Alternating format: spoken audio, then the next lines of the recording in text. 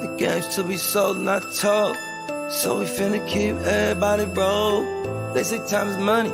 They say money talk. I ain't got no time to waste if you ain't got no time. Out and about, out chasing paper. The streets of my house and the house always wins like Vegas. Never down for the count. Second win, second nature. About mine, never had my hands out. Fuck favors. By design, everything tailored. In my youth, it was shell toes, no Chuck Taylors.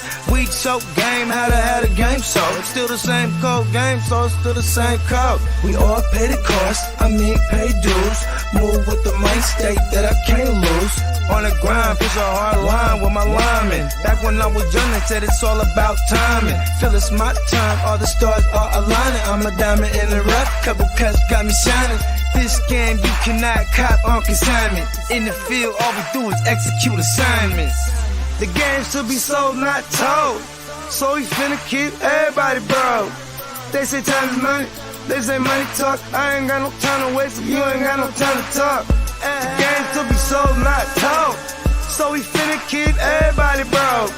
They say time is money, they say money talk. I ain't got no time to waste if you ain't got no time to talk. First, we get into this paper. See, I want it all, plus some U and 8 acres, a lot of alcohol, few dad bags of paper. Run this shit like a ship and I'm the sailor. Cold, kinda like it's fresh up out the freezer. Cold, if she ain't talking bread, I don't need her.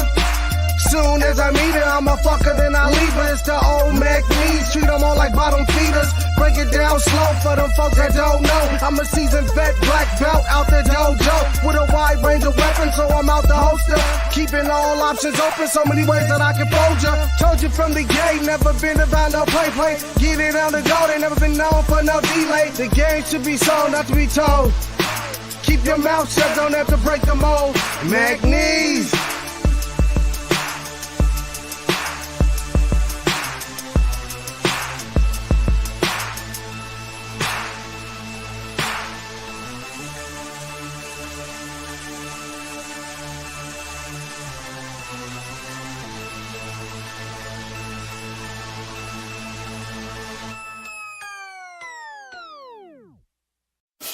Break the work down, it's fence to move.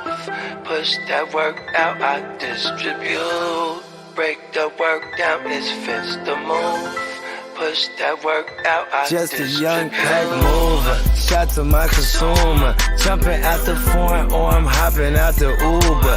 Crew clocking chips opposite of you losers. Can't be broke as a joker, got no sense of humor. Just a young pack mover, shot to my consumer. Jumping out the foreign or I'm hopping out the Uber. Crew clocking chips opposite of you losers. Can't be broke as a joker, got no sense of humor. I'm a D-boy, need abusive as users. I'm a D-boy, need abusive as users. I'm a D-boy, need abusive as users. You know I'm the boy, get money's what I'm used to. Keep it straight from the gate, so I don't confuse ya. I'm a D-boy, need abusive as users. I'ma make noise, shout to my producer. I'm an entertainer, but I ain't here to amuse ya. Yeah, I fuck with shooters and they all fucking users. Come through, wake that ass up like a rooster, hella early in the morning. Early bird gets a worm. Finna get rich for 'em, food for the worms. Cutting cocaine, dumping whole things. It's a cold game, make you run your gold chain. Hungry, but I'm moving in a keto state. For sure, I beat the price on the keys in your state. Catch me running up a tire, fucking up a bag. Make me wonder how long will a good thing last.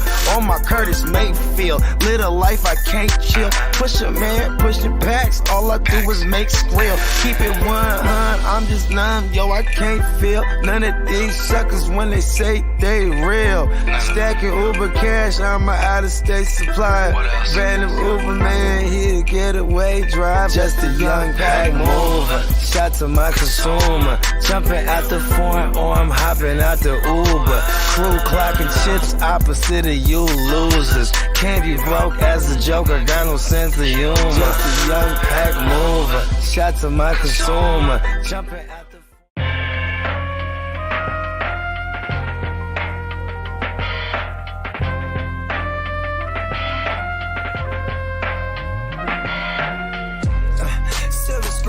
motion picture shit. This ain't a dream, we really live this shit.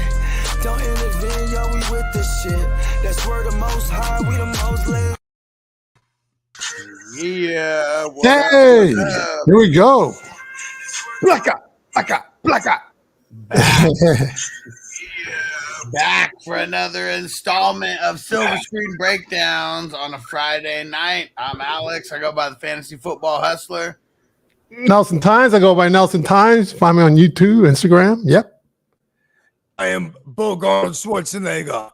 Come with me if you want to live. Oh, it's a little dark in here now. Bam.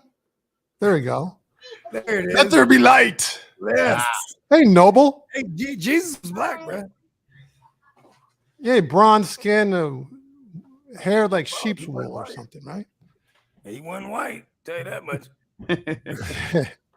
Man, we got an oldie but a goodie here. Oh man, so I've never seen. You're older than me, blood. I am older than me too. I've never seen this movie before. Deer Hunter, taken all the way back to 1979. I've heard about this movie, like in other movies. It's referenced a lot. Won a lot of awards, Academy Awards, and others back in 1978 for this movie. Nelson's the one who picked it. And Nelson, what's the connection? Yeah, blame me, huh? Oh, well, hey, it was good. I'm glad I watched it. I'm glad you recommended it. Yeah, it was good. Oh, would you want me to set it up? Or, yeah, we'll go ahead and give your connection with it and why you chose it, and then we'll get into it a little bit. Yeah, actually, a close friend of mine's brother actually, no, he didn't recommend it, but I watched it with him. And he's he lives in LA, went to AFI, does lighting and camera and stuff. So he's a movie critic buff type of dude too, right? So he told me. So we watched this film. That's where it's okay. When he recommends films, they're usually pretty good, or at least some type of deepness to them, you know. Whether you like him or not, it's two different things. But he's up on his stuff. So this film is a classic. It's got a mixture of social friendships with going to war, pretty much, and it's more of a psychological thing. I think. Oh, you mentioned Apocalypse before. That was like a psychological thriller as far as the war goes. I haven't seen that one. And then Full Metal Jacket, I think too. More so than it being just like a war film, like Saving Private Ryan and Casualties of War. I think Platoon was more. Yeah, those are more action. Not so like much psychology. This one is pretty much the first hour. There's really not much talk about the war. It's just about them hanging out, and it's called The Deer Hunter. And you don't see them hunting that much either, really. Well, and then. It's also something that keeps it together, though, right? Like they have these little traditions. You know what I mean? Like yeah. So it's in Pennsylvania. I think Carlton was the name of the town. Right? Clareton, outside of Pittsburgh somewhere. Before that, I thought it was just an allergy medicine. I ain't gonna lie to you. What's that? I thought it was just an allergy medicine. I didn't think it was actually a place before I watched it. I was like, oh, okay. Yeah, I think it's an actual place, actually, right? Yeah, Clareton, Pennsylvania, apparently. That's where it came from, right? So nobody has allergies there anymore. What's that? Nobody has allergies there anymore. Yeah, so it's set in a small town, a small steel town, Pennsylvania. So everybody kind of knows everybody. So you got 6 friends, and they're hunters, and they drink at the pub. They got either work at the mine or they work at a grocery store. Sing. I really dug how they sing. They do a lot of dancing and festivities. I think they're Catholic, right? The churchgoer. Yeah. The church community. They're sinners. Real blue collar drinkers. And that's what I got. Real blue collar type of guys. Yeah, total blue collar. Oh yeah. I mean, it's so you got De Niro's the lead. He's the first on the credits before the name of the film, even I think. So it's Robert De Niro. He's kind of, I would say, they talk about alpha males, beta males, and not omega, but delta. What do you call those? Sigma males are kind of like loner dudes, but they kind of have alpha qualities. So he's like that. So he kind of leads the pack, and then his right hand man, you'd say, is Christopher Walken's character. Yeah. Steven, Michael. No, sorry, Nick. Nicky. Yeah. Nick, and then Michael is De Niro's, and then De Niro doesn't really. Yeah, he hangs with the other guys, but he doesn't really get the other guys. But he's kind of with them by proxy, I guess. He was telling them how he he likes to hunt with Walken's character, but he doesn't really like hunting with the other guys. And the other guys, and you got two big guys, right? And they're always the jovial dudes, kind of joking around. And then you got then the one guy, he goes to war with them, Steven, right? Yeah. He goes to war with them. I remember the actor. No, is it He gets Randall? messed up, and then you have Actor, then the sixth guy is a guy that's kind of like a bit of an outcast. So if you compare them to the League almost, right? Yeah. Who would you say the sixth nerdy dude is like Andre? Or is he kind of like Andre? So who is it? Is it? I mean, Stanley, I guess, kind of seemed like it. I mean, De Niro wanted to bust his chops a lot. Like, that guy. That's like an Andre, right? Bring your boots out here. You never bring your gloves. But the guy wants to carry his gun like he's John Wayne or something. Exactly. So you got there were some synonymous things with current day films as opposed to what this was too, right? Yeah. Even when it came out, I was watching it and I thought of yes, if you watch Saving Private Ryan, right? Yeah. There's a part in there, when they're kind of waiting to find him, kind of near the end, but before the sniper, they're listening to the music. Uh-huh. That kind of brings them together just for like a moment there. Yeah. And then in this film, I'm kind of skipping ahead, but there's a time right before, at the end of Act 1, the big guy, he's playing the piano. Remember that? Yeah. Yep. And then the next scene is what? They're going to war like it was Platoon. Which one was Meryl Streep's husband? Or the one that they got Meryl Streep. No, well, she never married either one. Who was the one she was with? She was with Christopher Walken, but then Niro, he was kind of an outcast, but he was hitting on all of them. Yeah. I mean, he's that man. He's that alpha male. He was very dynamic. See, I was a little weird too, because she like wanted to be with Nikki, but was it Nikki didn't want to be with her? I don't really understand. I mean, there's a lot. It's like Nick proposed to her, but I think it's because he was trying to save her from him. He was about to go to the war. Right. Well, and he was about to go to war too. Yeah. I thought that's why he really asked, because they were. Yeah, I mean, he's like, just in case I die out there, but also too, like, his outlook on shit wasn't bleak like until he got there and realized like, oh shit, this is some shit, bro. You know what I mean? Like, he's real joyful and real like full of life and shit. You know what I mean? Yeah. So you have some jealousies a little bit playing on amongst the crowd with their women, and the one guy's getting married and they can't believe that they're getting married. That he's getting married. That one character. I don't remember what was his. Oh, his name was Mike. Stan was Mike or Steven. Steven was okay. I keep getting them confused. Yeah. Yeah. So he got married, and that's where they all kind of like, Meryl Streep's character is kind of hitting on De Niro or eyeing him, but she's with Nick. Yeah. And then it kind of, so you have some of that, and then so you have a lot of like, just kind of introductions to the dynamic of how the group interacts, and there's some similarities to the League, but like not totally, but. There's some things we have a group of guys that kind of break down their personalities, right?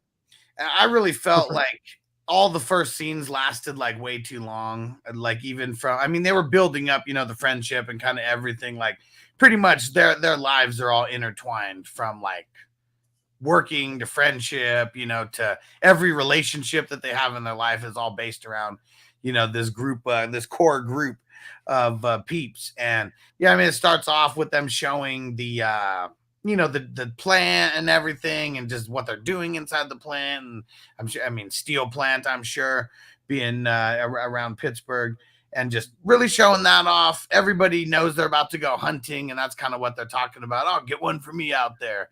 So that's something that they all must do and talk about on a normal basis, is the deer hunting. Right.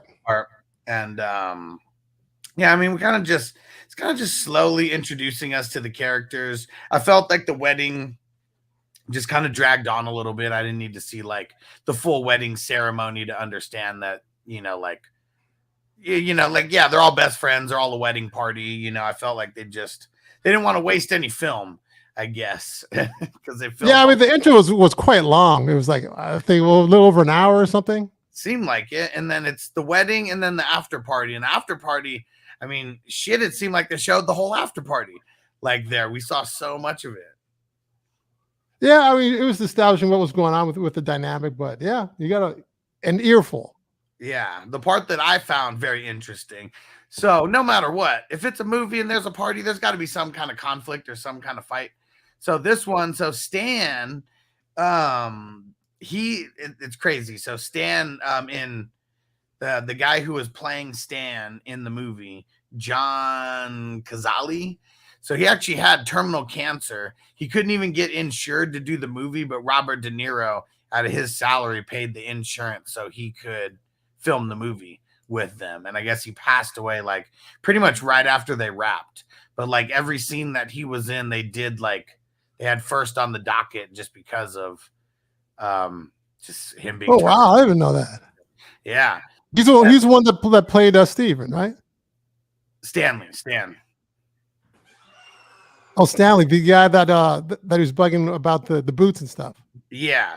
And so it was him when they got into a fight. It was, I don't know if it was his wife or it was just his lady, but it was who, I don't even remember who was the one who was like grabbing all on her ass. And he was the meat cutter, and then he was the MC. The butcher dude. Yeah. The butcher dude, yeah. And big fat dude's laughing at him like, oh, hey, you grabbing all on her shit. Gotta do something about it. Goes up and I thought he was gonna pistol whip the dude. He pistol whips the chick. Like what? I know. I was not expecting that. You know, it's just like in those times where it's always the woman's fault, right? You don't embarrass me. Yeah. I mean, back in those days, even before that, there was a lot of slapping chicks, blaming them for the problems. Yeah. You remember Sean Connery? Sometimes you have to slap a woman. I remember that. He got shit for that. Hell yeah, he did. You have to give her a good smack. Go ahead, continue. And so at the party, I mean, that's when you're getting more inklings of them like actually going to war. They actually talk about it, and then they're like, "Hey, Mike, come over here. Mike's going to war, with them," and let's give them all a round of applause. And then they go out to I don't know, just whatever bars right outside of the hall. And then this was the part that was a little, this was the cause to pause for me. They see the dude in uniform. They try to get him to drink and everything, and the dude's just like tripping, like not paying attention to him, like. Don't know if he's ignoring him on purpose or what the hell's going on. And then pretty much just see he's a 5150. He's all fucked up from the war. And they're asking like, what's it like over there? Like they just want. Oh yeah, because and this is from the Vietnam War, right? Right. Yeah. He's the prior war. I remember the character. I'm assuming he was at Vietnam and came back for something, and who the hell knows what. But. Yeah, because when was the draft historically? When did they do the draft? I know I think it was. I don't even know. Don't even know. I think it was like the mid to late 60s, though. Yeah, okay. So I mean, the whole war was 64 to 73. It said so. It had to be somewhat in the beginning, right? Oh, the lottery of 1969. There you go. I was gonna say because there was a whole culture. It was like the hippie free love and down with the war and like and then Woodstock. It was all there because it correlated with the draft. That's why I was trying to. Yeah, go ahead, Steve. And seeing that's all that he could say, they're asking him, like, oh, what's it like over there and all this, and they're like trying to get excited about it because, I mean, it's because those poor souls don't know what they're in for. Yeah, I thought he walked in there like he knew someone, but he didn't like know anybody. No, and all he could say was "fuck it," just like Joe said. Just that was it. That's all he said. Fuck it. What's it like over there? Fuck it. Yeah. Yeah, so he was definitely. He didn't. Isn't that kind of ironic? Like he didn't want to like discourage them either. Like, hey, don't go there, man. You don't want to see what I've seen, man. He's like, yeah, fuck it. You know what I mean? Like, yeah, because it makes you numb. It makes you numb to it though. Like, hey, let these motherfuckers go through what I went through. Let them learn the hard way. You know what I mean? I think that response is would scare me a little bit. Well, fuck it. Like, what? But there's war. What do you expect, right? I mean, and it was also an era where you're hardened, like period. If you're from like a blue collar town like that, where like hard working, real elbow grease, like what I mean, fucking honest working, fucking chip on the shoulder, what I mean, small town, small mountain town. They want to make something of themselves. They want to matter. We got drafted. Skull. The only house that we see of theirs, they're trailer living, it's not like they're living in some huge ass the trailer house beside the plant, right? Yeah, exactly. And that was where Mike and Nikki were staying. And who knows if other guys were staying there besides that, but that seemed like the meetup spot for. And I kind of assumed like this is like a family thing. Like, you know, like I mean, their dad worked at the steel mill and they fucking, you know what I mean? And they all grew up in the fucking little trailer thing. Like, that's what Did you guys want to live in a town like that? No. Because when I'm watching, I'm just like, man, I would not want to live there. I mean, you know what's funny though? Is if that's all you know, then that's all you know, right? Yeah. Like, you know, I mean, what, you know, that's home, right? Well, I mean, to a certain extent, because there's always some people that want to get out, right? So they know something. Yeah, and make some, and like, you know, I'm gonna be somebody. You know what I mean? Like, this is what that's for some of them. This war kind of gave them meaning. You know what I mean? Yeah, was it not like at least initially? Maybe this is like the first time any of them are leaving their own city, you know, the city or whatever. And we're about to go, you know, we're about to go protect the world. Yeah, true. And the country, at least, you know. Yeah, for sure. And so yeah, and then I don't know what was up with the. So do you guys remember at the very end of the what's it called, the after party or whatever? They had the little ritual where it was like the husband, the bride and groom were like drinking out of. It was like a cup with two heads, kind of tin foil all on it, and it was like, if you do not drop a drop, you will have like 1 million years of good luck or whatever the hell they said. A lifetime. Lifetime. There you go. A lifetime. Of and they drop a drop, bro, because man, multiple drops dropped on her. You saw on her white wedding gown. Yeah. Yeah. So that was the forecasting of the ominous mood to come. Yeah, they were not too. Yeah, how did nobody notice? Nobody noticed. Nobody said anything. It was. There's like 3 drops on her dress. It's like the asshole who wants to jump up and say something. For then, if anyone has anything to say, why these two shouldn't be wedded. What up, you know what I mean? It's like, you know, that shit dripped on your. You know, never mind. Congratulations.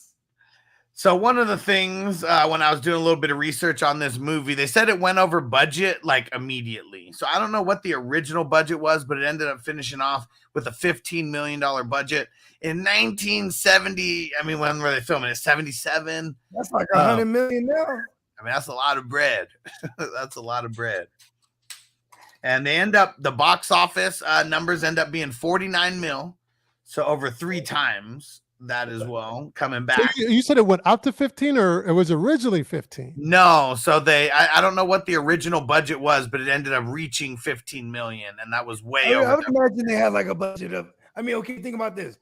Is it the same studio that did The Godfathers? Because I know the same dude who edited this movie edited like the first 2 Godfathers. And he, you know what I mean? It was Universal. Okay, so it was, right? I think so. Godfathers were before. Yeah, but I'm saying they used the same like editor, the same I forgot what else. They used a lot of hitters from the Godfather regime, you know what I'm talking about? Whatever you want to call them. Whichever studio that worked with Godfather, they assigned they brought in the same dude to edit this one too, you know what I mean? Yeah. Yeah, it's kind of dope when you watch it, like the way I just don't my whole issue is the pacing. I guess I'll say that for the end. Go ahead. So now, after the whole wedding and the after party and everything, now they actually do go deer hunting. And I guess, like, I mean, we figure out later the deer hunter is pretty much Mike, you know, Robert De Niro. But you don't really know why it's called deer hunter, especially when what I've heard about it is about war, you know. So we see that. I never really understood that either. But it's because it's him. I mean, he is like the focal point of the movie. So that's what I got from it. But then they actually go up the mountain. I mean, even just like to get up to the mountain, I mean, they show so much different things. And I forget which character it was who like has to get out to take a piss, and then they lock him out. And you know, one of the big guys, I think, the guy with the beard. Yeah, and they're just fucking with them, you know, like, all right, come on, get in, and then they take off, and you know, just being like assholes, and you know, just guy stuff. That was funny as a fuck. And like, it was funny because like they did the joke so many times. It was like, how many times are they gonna do this before they just let him back in? But like, they were dying, bro. They're like, we're gonna keep doing this thing. They're yoking the whip. Yeah, you would think it would get old, but I guess not. No, it doesn't get that old. car, I think it looks like that car is like 20 years old too. So funny. And that joke, I mean, it really never gets old. I mean, of course it gets old for the person outside. You get in that car, you can stay in that motherfucker. Yeah. And so they get all the way to the top. It's funny. I mean, most guys, everyone except Mike is in still their tux from the last night. They all have their clothes and stuff that they're going to change into. But Mike's the only one who's like ready to go. Everyone else, just fucking around a little bit. And then Mike starts messing with Stan because like, oh, let me wear your boots. He's like, no. He was like, really? You're not going to let me wear your boots? He was like, what don't you understand? No means no. It's like, I wonder how many times he let him wear his boots. But the first time we see is like, no, I'm putting my foot down. It seemed like it was a lot, probably every year, right? It sounded like. Had to be. Yeah, and then everyone starts hating on Mike. Like, really, you're just not gonna let him wear the shoes? And then Christopher Walken like gives him his shoes anyways, or whatever. Did you imagine walking through the woods with those shoes on? No, that's what I was imagining. It's not happening. That's and funny, and one of the other things that they said just about the deer scene in general. So they actually shot that deer, and they said they pretty much hit it with like a tranquilizer dart or something to like give it like to slow it down, and they kind of like blocked its path to where it like couldn't go anywhere. Oh yeah?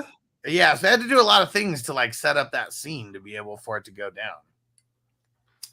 Yeah, but they didn't kill it. They just tranquilized it. Yeah, they shot it with the tranquilizer gun. They had to do it.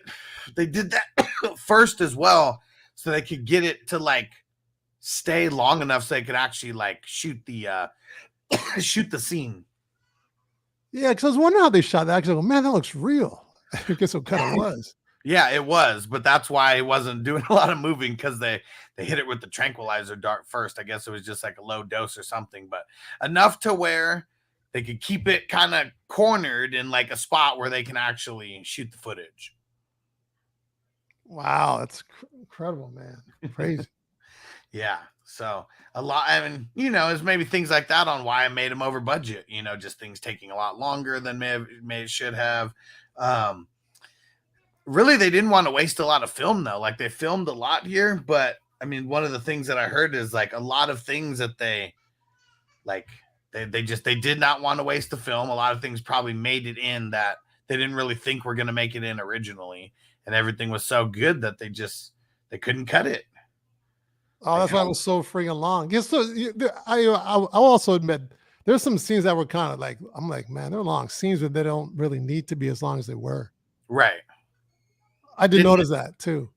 Didn't necessarily. I mean, like the wedding, for example. I mean, that just didn't need to be as long as it was. We could have got the same, the same feeling about their entire crew, with it being cut down to like 5 minutes versus like 20 minutes or 30 minutes or whatever. Yeah, that's something about 30 or something.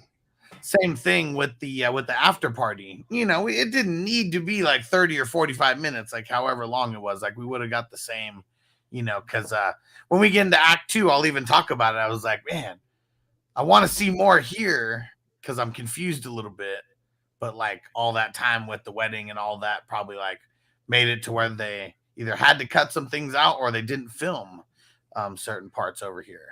Man, yeah, I was for me, like in the whole movie, I was more into what was going on in Nam. Yeah, I found that's what I remember the most actually. Act 1 was really zero action, minus, the deer, like at the end. It was really just that. I mean, I know Act 1's mostly like building up the story, but I felt like they could have built it up like way faster than what they did. And yeah, then we could have seen more in Vietnam, because that's what just like you said, that's what I wanted to see more. I think what they're really trying to hammer home in that first act was how normal they were. Yeah. And like the life that they lived and how it was prior to them going to this war. You know what I mean? Yeah. And it's kind of like an everyday town, right? As small as everyday American small town. Everything's routine. It's kind of monotonous. Yeah. Small town living. You know what I mean?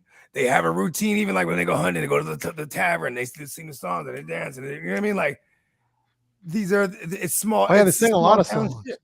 Yeah. I liked that a lot, actually. I know Bogey was getting down. We saw the guy playing the piano, like, oh, he's not just a goofy motherfucker. He's got some skills. Yeah, he got some talent, bro. Yeah, right. He's tickling the ivories, that motherfucker, huh? But yeah, they were going wild. I mean, I wonder if that was the only deer that they caught the entire time, because they didn't really, say if they caught more than that or whatever. But yeah, did you notice though, or was it just me when they came back the deer on the hood, right? Yeah. You see how small it looked? Yeah. That was probably a fake deer. It was. I know, so. Of course, it was fake, but it was. Come on, they could have scaled it a little better than that. It was like as big as a dog. Yeah, like a medium-sized dog they had on there with antlers. That was definitely not a buck, huh? No. But yeah, they were hyped though, and who knows how often they're doing these deer hunting trips? Like, I assume that this is more than like a once a year like type thing. As serious as Robert De Niro, was taking it, Mike was taking it. Yeah, and how much he got mad at him borrowing the shoes all the time. Like, no, motherfucker, not this time. I'm a man now. You're not taking my shoes, motherfucker. Just give me the shoes. No, just what's wrong with it, man? Why can't you use the shoes? But Michael, he went crazy. I didn't understand. He was running down the street naked, taking off his clothes. I didn't get that. Yeah, that was crazy because he seemed like he always has his shit together, except for that scene. Yeah, that made zero. Was he on drugs that they missed? Is there something we were missing in that part? No, he wasn't on drugs. I don't think. No, I know. I'm being sarcastic. I'm just saying, like, why? Like, you know what I mean? That was one of those things that it was on. I'm like, what the fuck is this doing? Like, you know what I mean? I don't know. I had to rewind it. Like, how the fuck did he end up naked? Yeah, that part made like zero sense. Yeah, I know. That's what I said. Well, he was kissing the bride, right? Yeah. And then I don't know what I'm doing. And then he got pissed off. He got weird or something. And he started running, and they started chasing him. Yeah. Chasing him in the car, Mike, and laughing. I mean, it's just so funny. He's just like stripping all the way down this big ass hill. Yeah. I mean, maybe that was his excuse after, like, oh no, I'm just crazy. I didn't just kiss you. You know what I mean? Yeah, it was odd. Pretty wild. Good acting in Bobby right there, actually. Yeah, we see a lot of range from Robert De Niro, and he's the glue that holds the movie together. He's the glue that holds their entire crew together. It seems like they'd be really lost like without him. Like, if anybody, he was definitely the leader for sure. Yeah. Like, if anybody ever had an issue with like anything in life, I feel like he's the one that they go ask about it. And it is hella funny too, because I'm pretty sure it would never work that way. Like, they all get drafted and they're together. You know what I mean? Oh, right. That probably wouldn't happen. Yeah, but I was just, I'm a nitpicking son bitch though. I'm like, oh, they put it, but they had a buddy system. Like, I need to go with him. Mike needs to lead me. I don't know what I do without Mike. And that's pretty much going to lead us into Act 2. We kind of get no lead into it. It's just they're playing the piano. It's real happy, real lucky. Boom! Boom! We get napalm, man. Right into Vietnam. And for everyone listening in podcast form, make sure you go subscribe on YouTube to Silver Screen Breakdowns. And if you're watching us live on video, make sure you go subscribe to the podcast, Silver Screen Breakdowns, on Apple, on Spotify. Leave us a 5-star review on Apple and Spotify. Yes. Please do. I'm Nelson Tynes. You can find me on YouTube. Got a channel on there, and Instagram, Nelson Tynes _ TYNES. Yep. Bogey. Yes, and I'm Bogard Skyfree. You can follow me at the GMM Network on everything, and tune in next time for the second act of Silver Screen Breakdown, when we will be following the war with a deer hunter. Let's go. All out war. Here we go. Countdown. And we're coming in hot. Hey, we are back for act number 2. The Deer Hunter. Whoa, man. Let's do it. My name's Alex. I go by the Fantasy Football Hustler. Nelson Tynes, actor here in Hollywood. I'm sorry, I thought you were done. No, go ahead. Come on, man. No, mine's hella ignorant. Go ahead. Oh, is it Nelson Tynes? I'm in Hollywood. Here we are. I'm in LA. So okay. You're next. Yeah, I'm Lance Bogard Strong. French. What was that shit? What did I win? Was he cyclist? Yeah. World renowned cyclist. I cheated. Recyclist? Yes. Fucking steroid cycle. Do you only have one ball? Yes, what? Definitely. No, what are you talking about, man? Lance Armstrong. Yeah, Lance Armstrong's only got one ball. No, how would you know that information? What's going on with that? I don't know that. Nelson's so confused. We're on a totally different show right now. Holy smokes. Last time on Silver Screen Breakdown, we get to meet Mike and Nikki and the whole cast of crew and characters. We have a wedding. We have an after party. They go hunting in the mountains. They catch themselves a deer. And then it cuts right to them going into Vietnam. And that's where we are picking up at. Boom! Boom! What do you think of the Vietnam scenes, Nelson, compared to some of these other, Vietnam War movies that are circulating out there?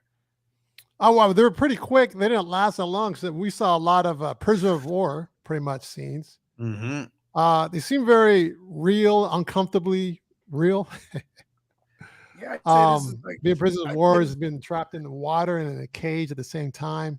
There was explosions at the beginning there, so we went from that transition to Buddy Boy. I don't know that character's name, but playing the piano, them all kind of in a doze state.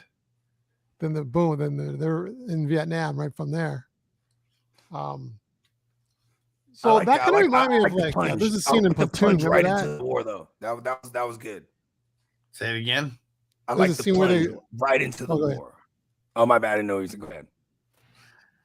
No, I said that scene reminded me of Platoon. Remember that when they napalmed it?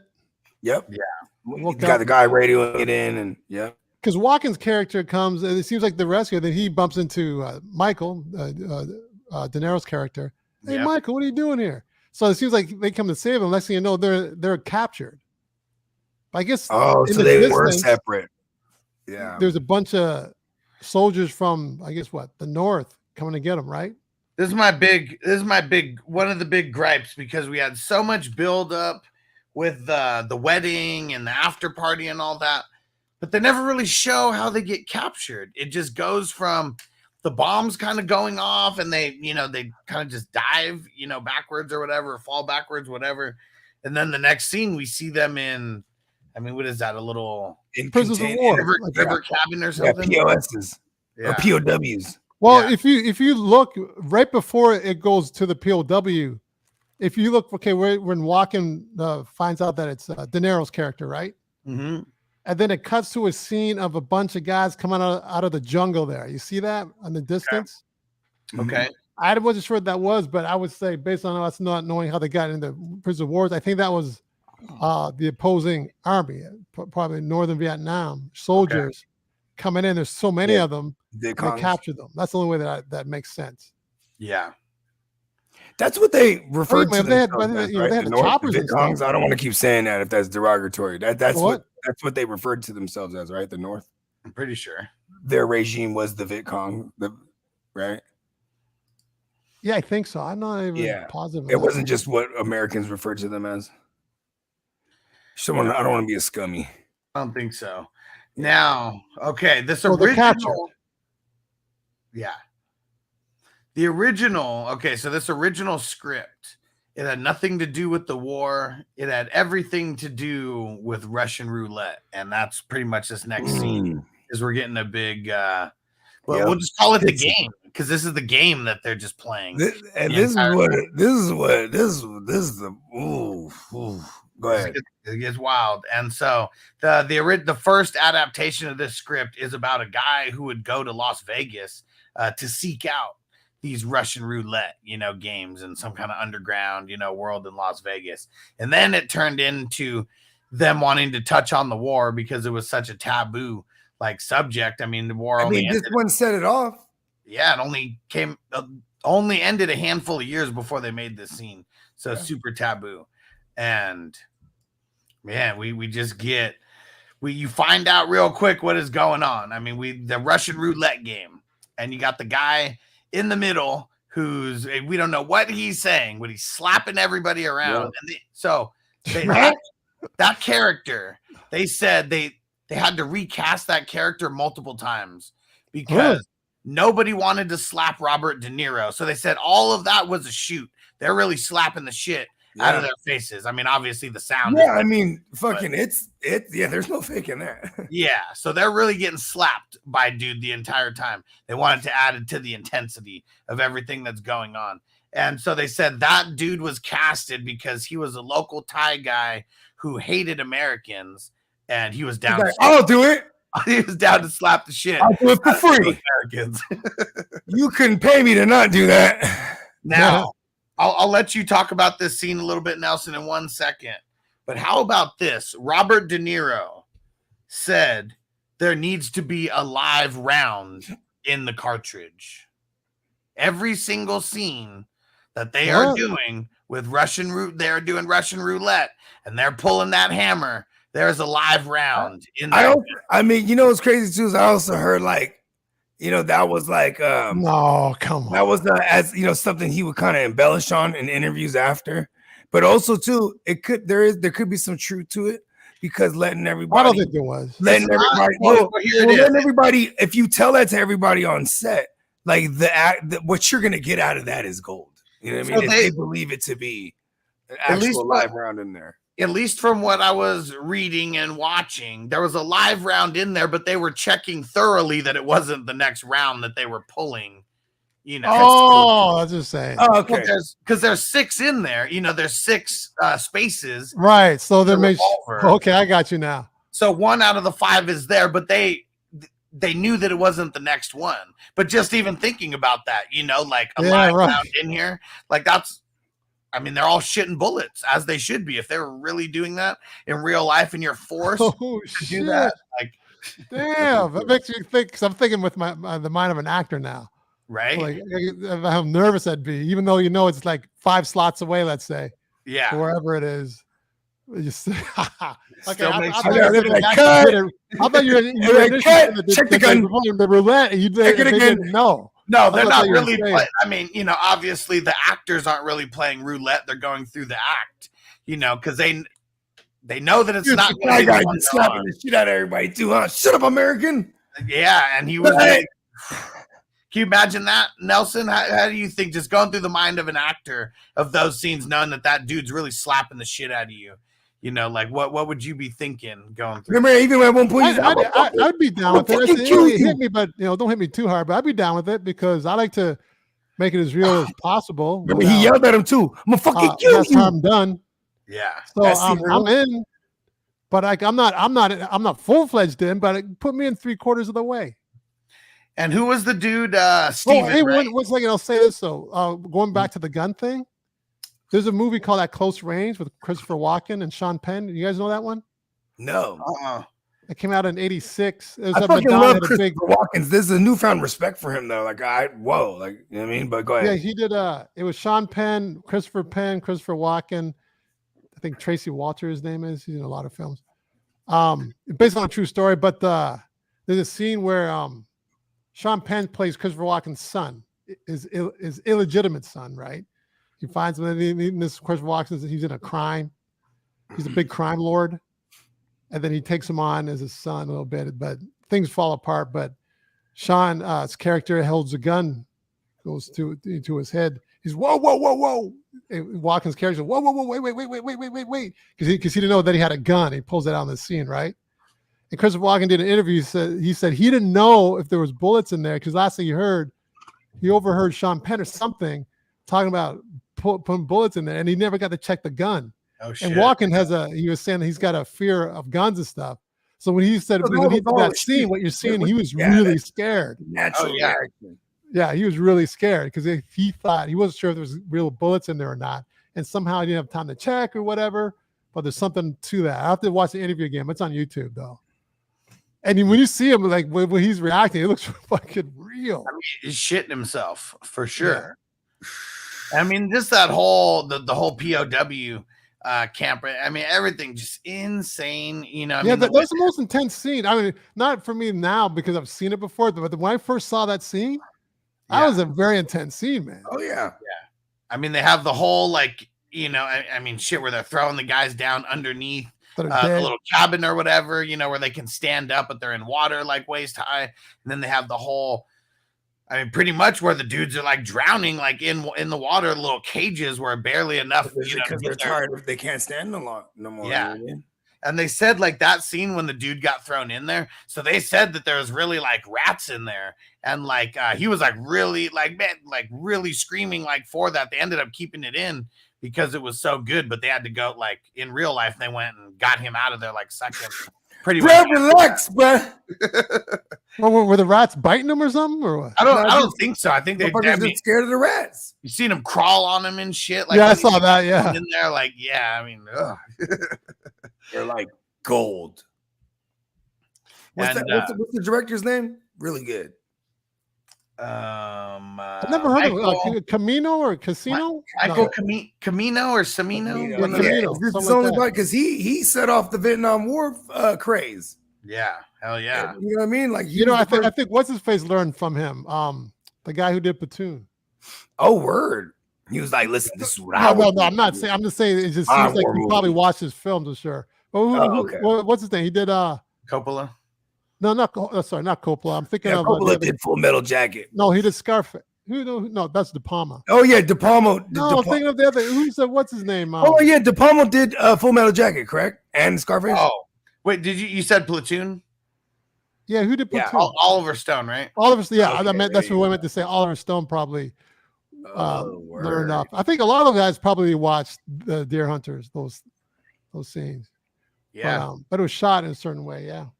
And at this time, I mean, I haven't gone back and watched a lot of movies from the 70s, 60s, 50s, but I mean, just this scene in general, is this like one of the craziest things that anyone ever seen in cinema at this time? I think what the impact also is because the war was so fresh. You know what I'm saying? And like when was Apocalypse Now shot? Because that was kind of that was after. Oh, that was like 81 or something. Yeah, I don't know. I just know it was after. I think it was early 80s. I think you're right. 79. I was like right after. Because after I watched it and I was just kind of like trying to read up different stuff on it, I was like, when did this come out? And I was like, oh shit, that was. It took him like 5 years to shoot or something, didn't it? Because then in my mind, I didn't know Deer Hunter existed. So in my mind, I thought they just were polite and waited to the 80s till before they started doing Vietnam War movies. Like this guy was like, no, we're doing it. And Apocalypse Now came out in 79, so. I mean, really, right after each other. Yeah, Lawrence Fishburne was in that. Oh, word! See, I've never seen Apocalypse Now. Me neither. Yeah, Lawrence Fishburne, and then Full Metal Jacket, Platoon, and then Estevez, or what's his name? Charlie Sheen's father. Martin Sheen. Martin Sheen, yeah, Martin Sheen. He was in it. Okay. A young-looking Sheen, man. He was like him and Fishburne were like kids. They're like 20 or something, 21. Yeah. Fishburne, his gap was still almighty, huh? I mean, even seeing Robert De Niro in this and Christopher Walken, like, man, Christopher Walken's like so young, and he was like 35 or whatever after we went and looked at it. I mean, because he got the strawberry. Was Walken 35 in that? He looked even younger than 35, didn't he? He looks younger for sure, but yeah, we checked. He was like 35. I mean, even in the he was 35 when he came out, so who knows how came out? What do you mean it came out? No, when the movie came out. Okay. So you're talking about one testicle. You're talking about when it came out. I was Lance Bogard strong. I was Bogard Schwarzenegger in the first act. I'm Lance Bogard strong. I'm just one ball, one testicle. Kick it with Tom Green. But we got two balls together. I mean, it got real crazy when they throw. Who was that they threw in the cage? Stevie, and then man, Robert De Niro. It's like, man, he was just like a different. It was almost like he was a different person when they threw him down in the water, and he's talking to Nikki, and he's like, he's already gone. Like, look at him, like he's in like a dream, and he's never coming back. Like, he's gone. Yeah, bro. Nikki was out there, bro. Fucking, that's my bad. I keep fucking the names of. Nikki's Walken. But he was down with Oh, I thought you were talking about the other guy, Steven. Yeah, He was out. Steven's the one who was Steven out. lost his mind. Yeah, Steven's the one that lost his mind all the way. Yeah, but we're still talking just about that same exact scene. Oh, where, okay, like, yeah, when they're down there in the water. He was the one when they were like, when they first started, and it's him and De Niro like underground, and like every time you heard the gun, the hammer click with no bullet, he was like, oh, ah. Yeah. It's like totally fucking him up. With the acting for him to do that was friggin' amazing. Yeah. I was just like, you felt for him, didn't you? He's like, oh, Yeah. And because his torture is to his torment is to their amusement. Yeah, For sure. Yeah. For They're sure. loving this shit. And then the odd time that it would go off, like through the guys, where the bullet would go off, Yep. he was just like lose it. Yeah. Yeah. He just lose it. I mean, because he's just so scared that it's gonna happen when it happens. Like, this is so real. And I listen, bro. You know And what? De Niro was crazy too, because De Niro, he just keeping his shit together. He was like, "Fuck this shit." Yeah. He was I'm gonna consistent kill the these whole time motherfuckers. I'm gonna until- kill these motherfuckers. till the third act. But you think though too, like if you're living in those conditions, you might want to just like, okay, I'll play the game. Maybe that's what Nick right? was doing. Okay, He let's just- go. Let's do it because you got nothing to lose. You already captured like that. Every But scene- The samurais kind of went to have that, right? Where like if like the samurai way was like, listen, you know what? I'll just kill myself. They had this whole thing. Where they carried a specific knife too on them, on their armor. All They right. had their katana. They had this small little blade. It was designed for them. You know what I'm saying? Instead of getting captured or being a war, and you spin it and you pull it up, and you die on your knees. Yeah, I saw that a lot in Shogun. Have you seen the movie Shogun? Yep, Shogun's hard, bro. Come on. Yeah, they did a lot of that. I was like, well, I always saw that when I was 11 or 12 years old. I was like, what? Man, But Alice, going back to the you were talking like the psychology of it, how it damaged him, and then then you go right next, the scene next, I think when De Niro's talking to Nick, to Walken's character, Yeah. trying to convince him to like come on, we got to load these bullets, we got to go 3 bullets deep. Yeah. And he's like, no, I can't do it. But he wanted to, but he didn't want to. But it's just like, there's no other way to do it. Kind of want to end it, like, trying just to get it figure over out- with, right? Yeah, they're trying to convince one another. Like that was like amazing just to watch. yeah. And then when it goes down, We gotta go 3 and we gotta go. You gotta go easy. put another one in there. yeah, no, like 3 bullets. I do three bullets, and then they're doubling or tripling down on their bets, right? Yeah. They're hedging, whatever. And it's fucking, I mean, it's insane. Like, I mean, that's just, you got it from Robert De Niro the entire time. He's the leader, he's the alpha of this pack. And like, even amongst those circumstances where like, you pretty much like, there's no way that you're getting out of this, like alive. I feel like He's still threw his balls on the table. And Yeah. everyone, he's the alpha. and I feel like too, if being the alpha is because you figure things out. I swear, when you're in the armed forces or you carry a gun, even just period, you'll know the weight of that gun. You know what I'm saying? I mean, like, I think as many times as they played, he might have had that spin down. You know what I mean? Yeah. Yeah. Awesome. Axel Cushion. No, I didn't make the movie. I was in the movie. Yeah, I think it's been a while since Axel's been here since on the silver screens. But yeah, this is Nelson Tynes. He was in the movie Paid in Full. Yeah. Yeah. Hello Oh, yeah. to you. I haven't seen Axel Cushion Yeah, shout out to execution, mate. in the chat. Yeah, he's been around for a while, but he comes around during football season, so maybe he hasn't seen. Oh, it's like a groundhog, huh? You see No, you see the he's shadow a- now. He's a vigilante. He fights crime in the off season. Okay, that's cool. Takes it off for football. Hell yeah, The Man. executioner. it's just so insane, and yeah, the whole him going back and forth with Nikki and is like, when I start shooting, you start shooting. He's like, when we see the opportunity, we're taking it, and like, yeah, they're smacking De Niro and just. Mo, come on, or whatever the fuck he's saying. He's like, oh, I'm gonna fucking kill you. And then I tell you, then when you're watching it as a viewer, I love that scene. I mean, there's like a 3 seconds before they pull the trigger, everything's frozen. You're just waiting to see if it's gonna go Yeah. off or not. I mean, right? You're like, Because as much they villainize them as they did, right? It's a war movie, right? Like you can't wait till he pulls that trigger on him, bro. Yeah, you know what I'm saying. And then you're also in the back of your mind, you're like, look, Nikki, you better not slip up, bro. You know what I mean? once he starts shooting, you better shoot, Nikki. Yeah, you know what I'm saying? Yeah, and Nikki goes ham too. Nikki goes ham. Oh, they both do. I mean, shit. Yeah. De Niro gets. See, I expected it from what's his name. I expected it from Mike. Oh yeah, he was ready. You know what's crazy too? When you act, when you do these scenes, like especially intense scenes, like when you in real time, when you think that you're taking a long time as an actor, you're playing a character. When you watch it on camera, it doesn't look like it's that long. Right. So you it's hard for actors. This is what makes really good actors. If you see an actor take a long time on camera, in his mind, it's taking like twice as long. It's like if you ever see two actors like up close, face to not face to face, but they're about here. But when they're acting, it's like this.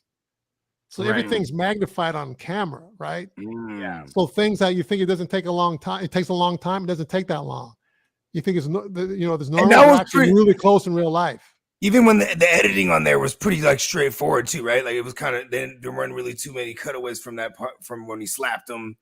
Then when he was yelling that shit at him, and then he fucking the slaps are quick though, always from a certain angle from the POV of the slapper though. Yeah. Okay. So so there was cutaways right there. Okay. Yeah, I think they're cutaways. Yeah. Yeah. But it was really intense. Though. They're really slapping him hard. Yeah. Oh, he's that. Every time he had to slap. So you know what? Let's do it again. Yeah, I know, right? And Bobby's like, I think that was good. No. Let me really get you on this one. Let's do another one. Yeah. Man, camera wasn't rolling. Let's do it. We missed that one. That was good. Like, they didn't say action. My bad, it was a warm up. You know what I mean? Hold on, let me just really get my thing together.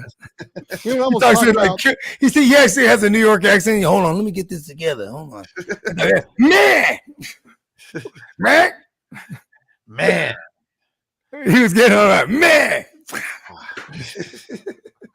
The act 2 was mainly talking about like that, the whole exchange of the roulette. Right.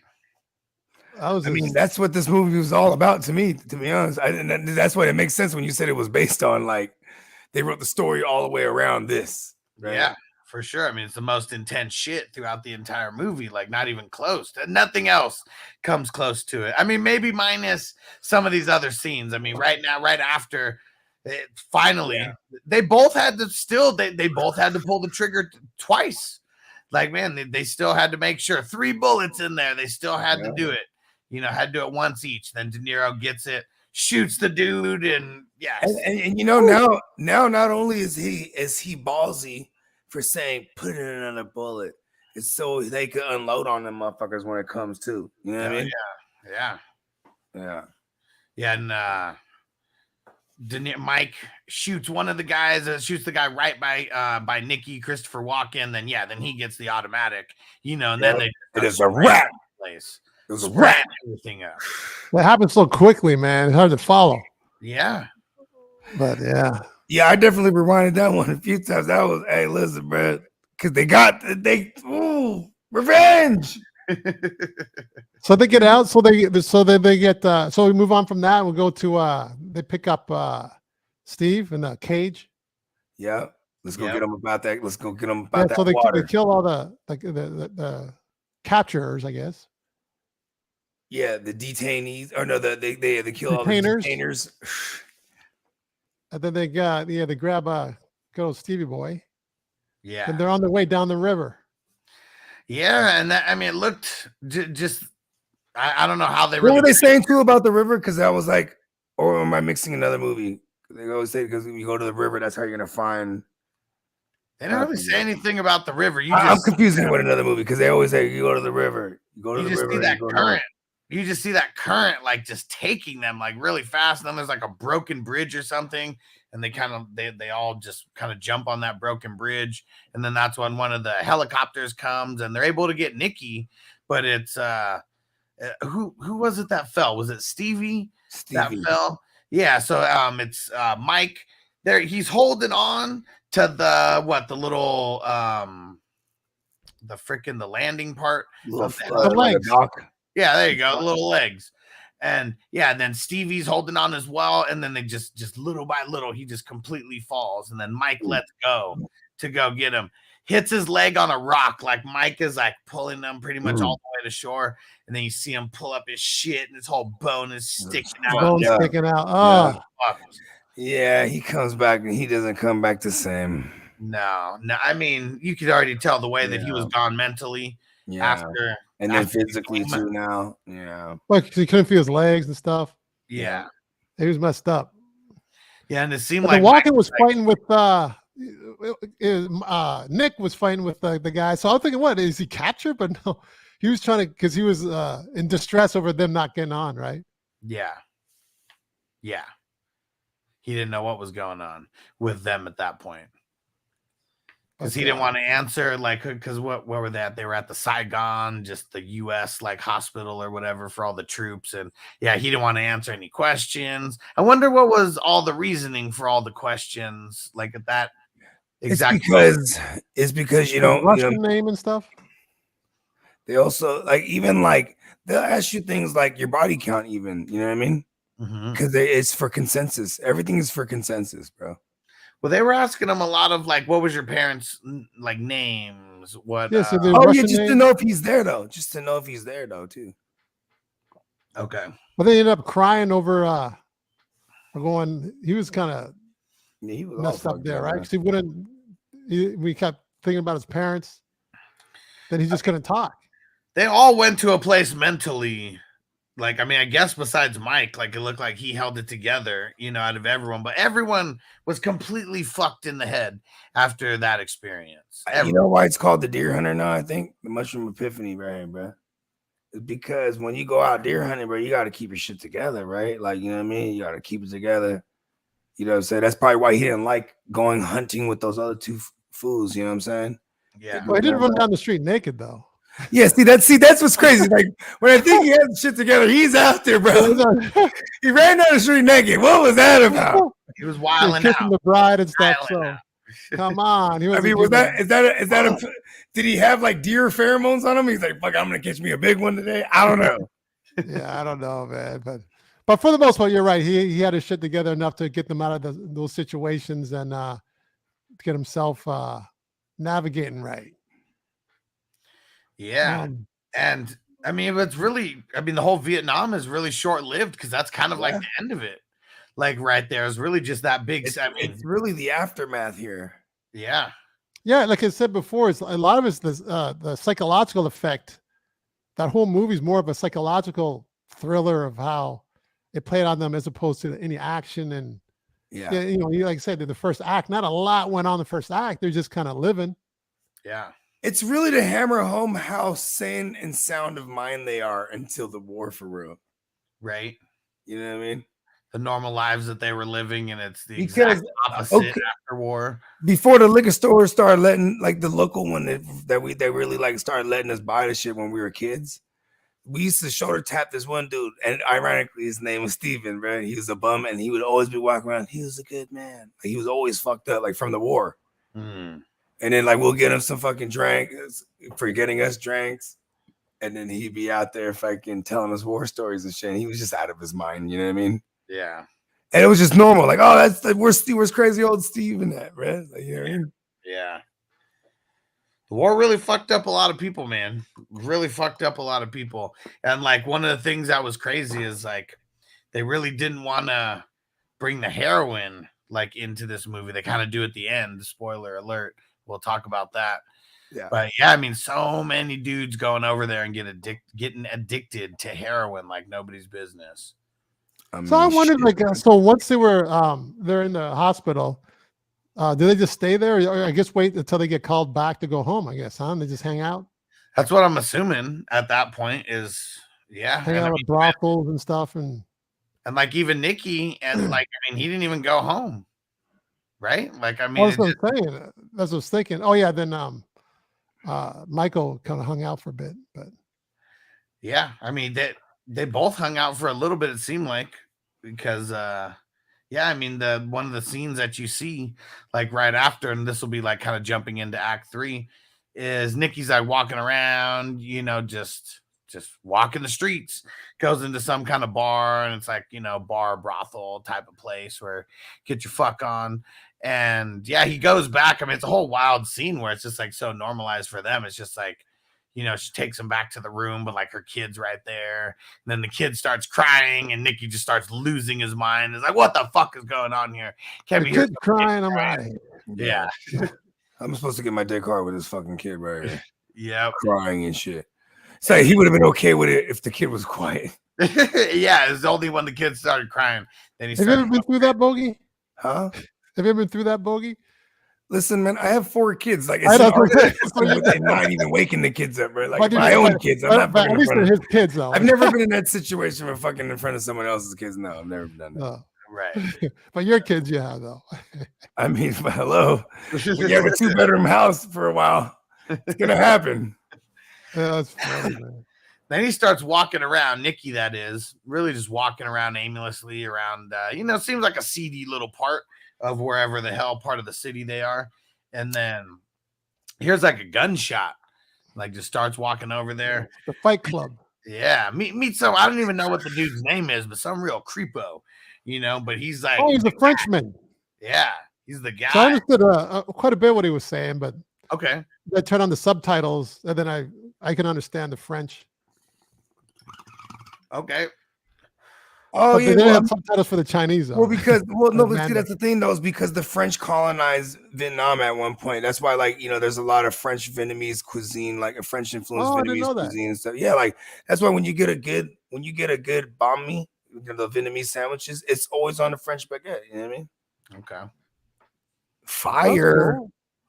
You know And- what's up, folks. And listen, hold on. Just like the Moors had took over Sicily at one point, right? So, you know what I'm saying? That's why Italians have, like, you know, they have melanin, bro. You see some Italian women, they you know what I'm saying? They real curvy, you know what I'm saying? And you know, same thing with the Vietnamese women. You'll find some really busty, bro. Yeah. Actually, I've seen a I couple. grew up in a There's place where there's a petite, lot of but they're not- Vietnamese. But they're petite at the same time, being busty, Exactly. right? Fat titties. It's that French shit, bro. It's in them. I'm just saying. You know, I had this Filipino dude I knew. I still know him, but I don't see him much. He told me My that, cousin. you know, the original blacks, the original Filipinos are black. I go, get out of here. I mean, That's what he told me. I mean, He's Filipino. same thing with the original Samoans and everyone came from The Africa. Samoans, bro. I know that because they still Everybody like, came love from them. Africa, but it's all the islands. Think about this: it used to all be at one big place at one part till like it started breaking up, and then you know moving over the.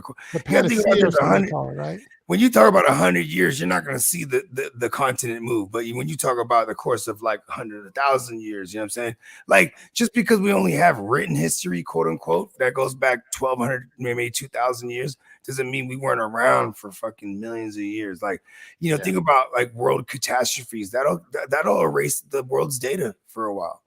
You know what I'm saying? Yeah. That's why we still have like megaglyph sites and stuff like that, like Quebec Tepe and places like that, where it's like you don't know where the fuck this came from, but you know it's old as fuck.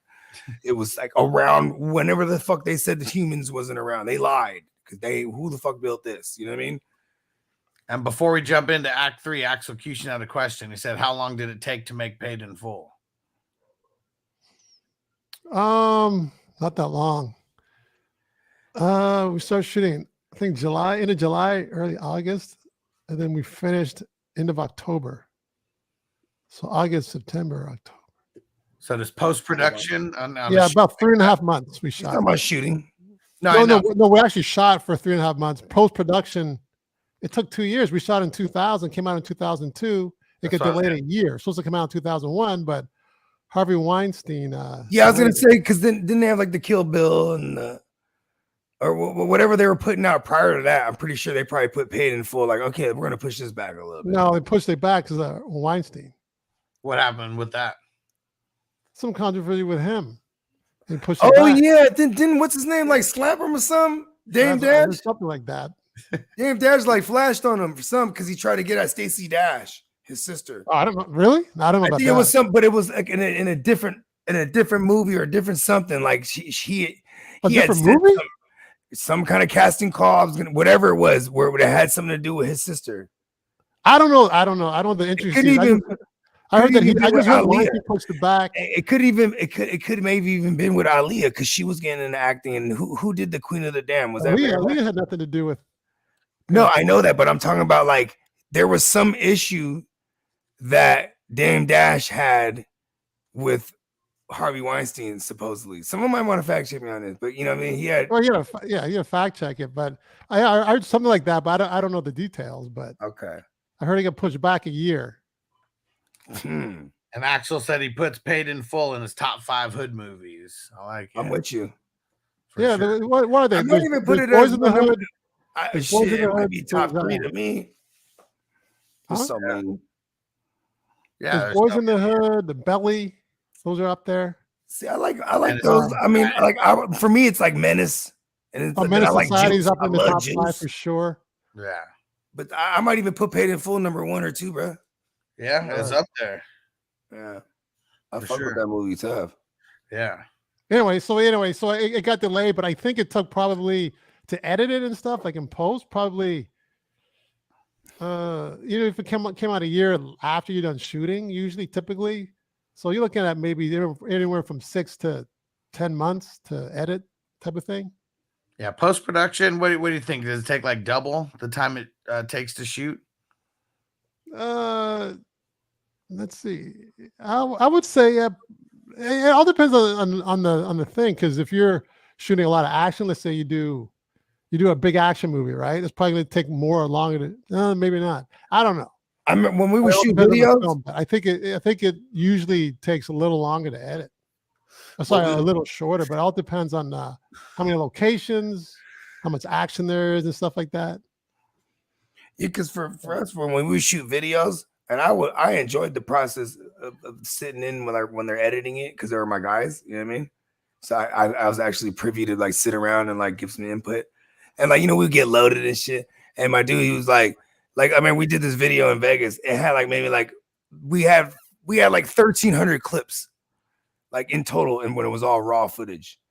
And he always referred to them as clips. You know what I mean? No matter how long the length was, and then he would just, you know what I mean? Like it was like, and then with music, it's like you have the lyrics as the track, like to match everything to, right?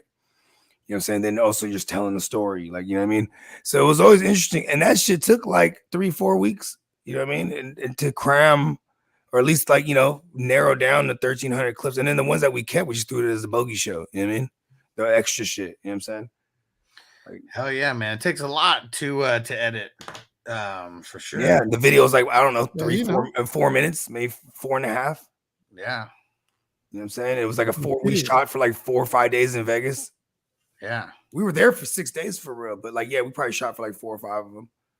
So Axel said his top 5: Menace, Boys in the Hood, Juice, Paid in Full, and Training Day. That's solid top 5. Yeah, I like it.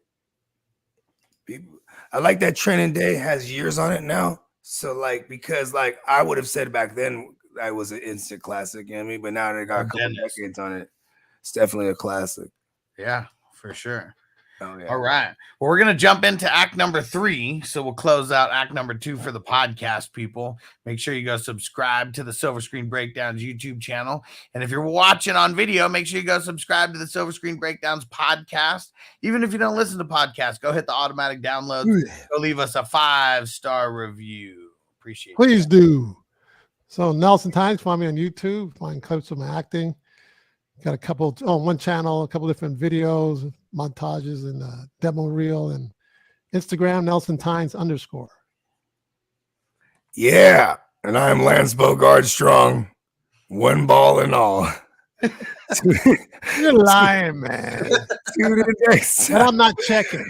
I'm not going to fact check that. I have 2 balls. Okay, let me be a character. Lance Bogard Strong. He has 1 ball and all. Tune in next time for Act 3 of the Silver Screen Breakdown, Deer Hunter. It's gonna get really fucking dark now.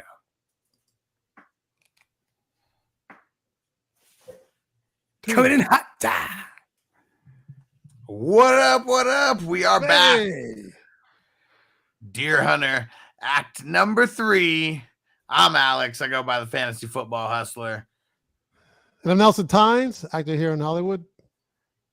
I'm Bogard Hall. So before you're a people, now you're a place. Yes. Changed his name after the second act. Hey, the Mushroom Monument takes you places, bro. See, now I am a theater. every show you should be a person, a place, and a thing. For I'm just a noun. I'm a fucking noun. I'm a pronoun. Not on this one though. I'm regular noun. But because you name it, it makes it a pronoun though. Look at that. Yeah. I am Bogard Hall. Welcome. Last time on Silver Screen Breakdown, we see the boys going to Vietnam. They get introduced to the game by way of force, and that game is Russian roulette. Everyone, all of them, everyone except for Mike, they've seemed to go mentally to just a totally different place. This torture that was put on them in Vietnam has fucked with their heads tremendously. So we've just gotten to the part where Nicky's out of the hospital.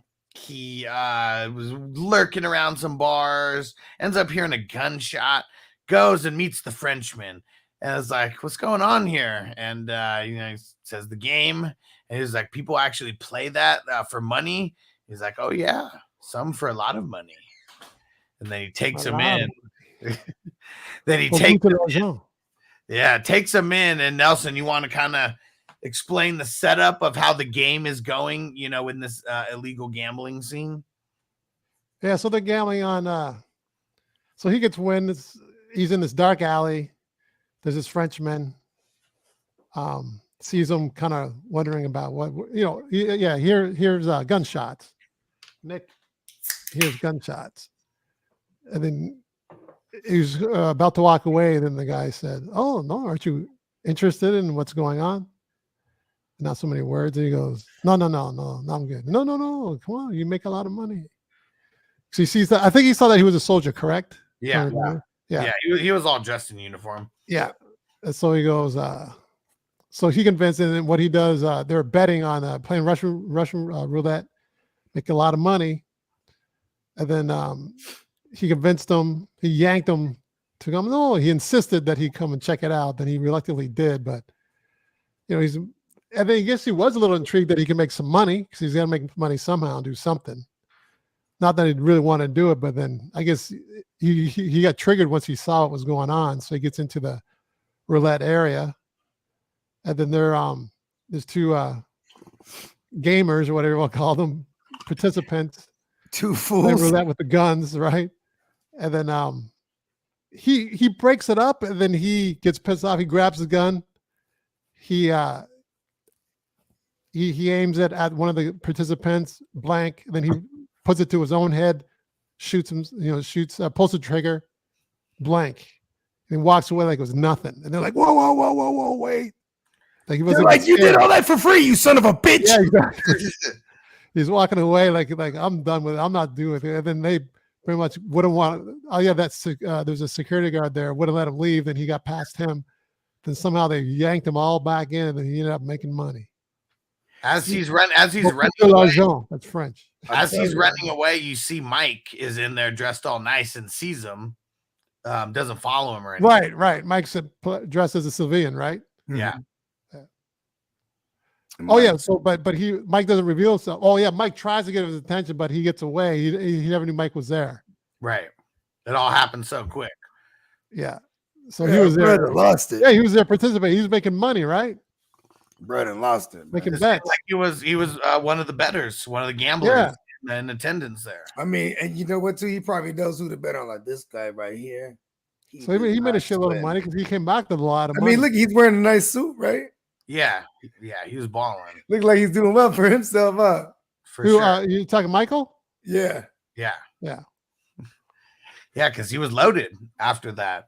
I mean, you see, and then he, then he comes back home. Mike does, and real quick, Dennis, he said, got 3.5 of some boomers and a 12-pack of beer. Let's fucking go. That was a night right there. So what's a boomer? Mushrooms. Oh, nice. Duh. Come on, Bogey. I don't know either. I mean, like I'm a big fan of the mushrooms. You know. No, which character is that? The big guy? Which one? Which one? You say he had the boomer and stuff. Come on. Oh, Dennis. Dennis. Yeah, which character? Which character was that? No. Dennis is in the chat right now. Oh, okay. Dennis is in the chat. He was just telling us how his Friday night's going. Hey, man, happy Friday, my good brother. Yeah. Shout out to the Ginger Ninja. Yeah. But now back to the movie. So Mike ends up gets taken home, and he says whatever street he's going to, and then like he notices like a big ass sign that's like "Welcome home, Michael" or whatever, and he's like, "Take me back to the airport," and goes like, I didn't really understand this whole part. I mean, maybe just not wanting to be around a big ass party with a lot of people. Here's the thing: it's like, okay, and this is my boy, right? But shout out to my man Attila, right? Because he wrote several drafts of his little experience. Like he tried to write like a book, like on his life. And I lived with him for a while. So, and he went to the war and he had an honorable discharge because, you know what I'm saying? He had beat up on a higher up because this dude was just like on some crazy shit. You know what I mean? Beating on everybody. You know what I'm saying? So they just, anyways. So, he said when he first came back, it was a trip because everyone's like, oh, you home? Let's go party and this and that. And when he went out, he got into some shit immediately. Damn. You know what I'm saying? Because he was just like, you know what I mean? Like he's tweaked out, bro. You know what I mean? Yeah. Are you just gonna plunge me back into the regular world? And motherfuckers is like, boom, and somebody bumped me, bro. Fuck that shit. Like, you know what I mean? Yeah. And it was just going down. He's carrying the guns on him all the time. You know what I mean? Like it was just crazy. You know what I mean? And I'm talking about the war he came from was, and he went out there 2001 to 2005. I mean, you got to put yourself in a certain type of mind state to just go to war, right? I mean, going out with whatever you are, like, I mean, you might be going in the war in the streets or war in, in the world, but man, you put yourself in that mindset. It's like, oh, and look at, I had the homie, right? He's back on after his first tour, right? And he was a mechanic.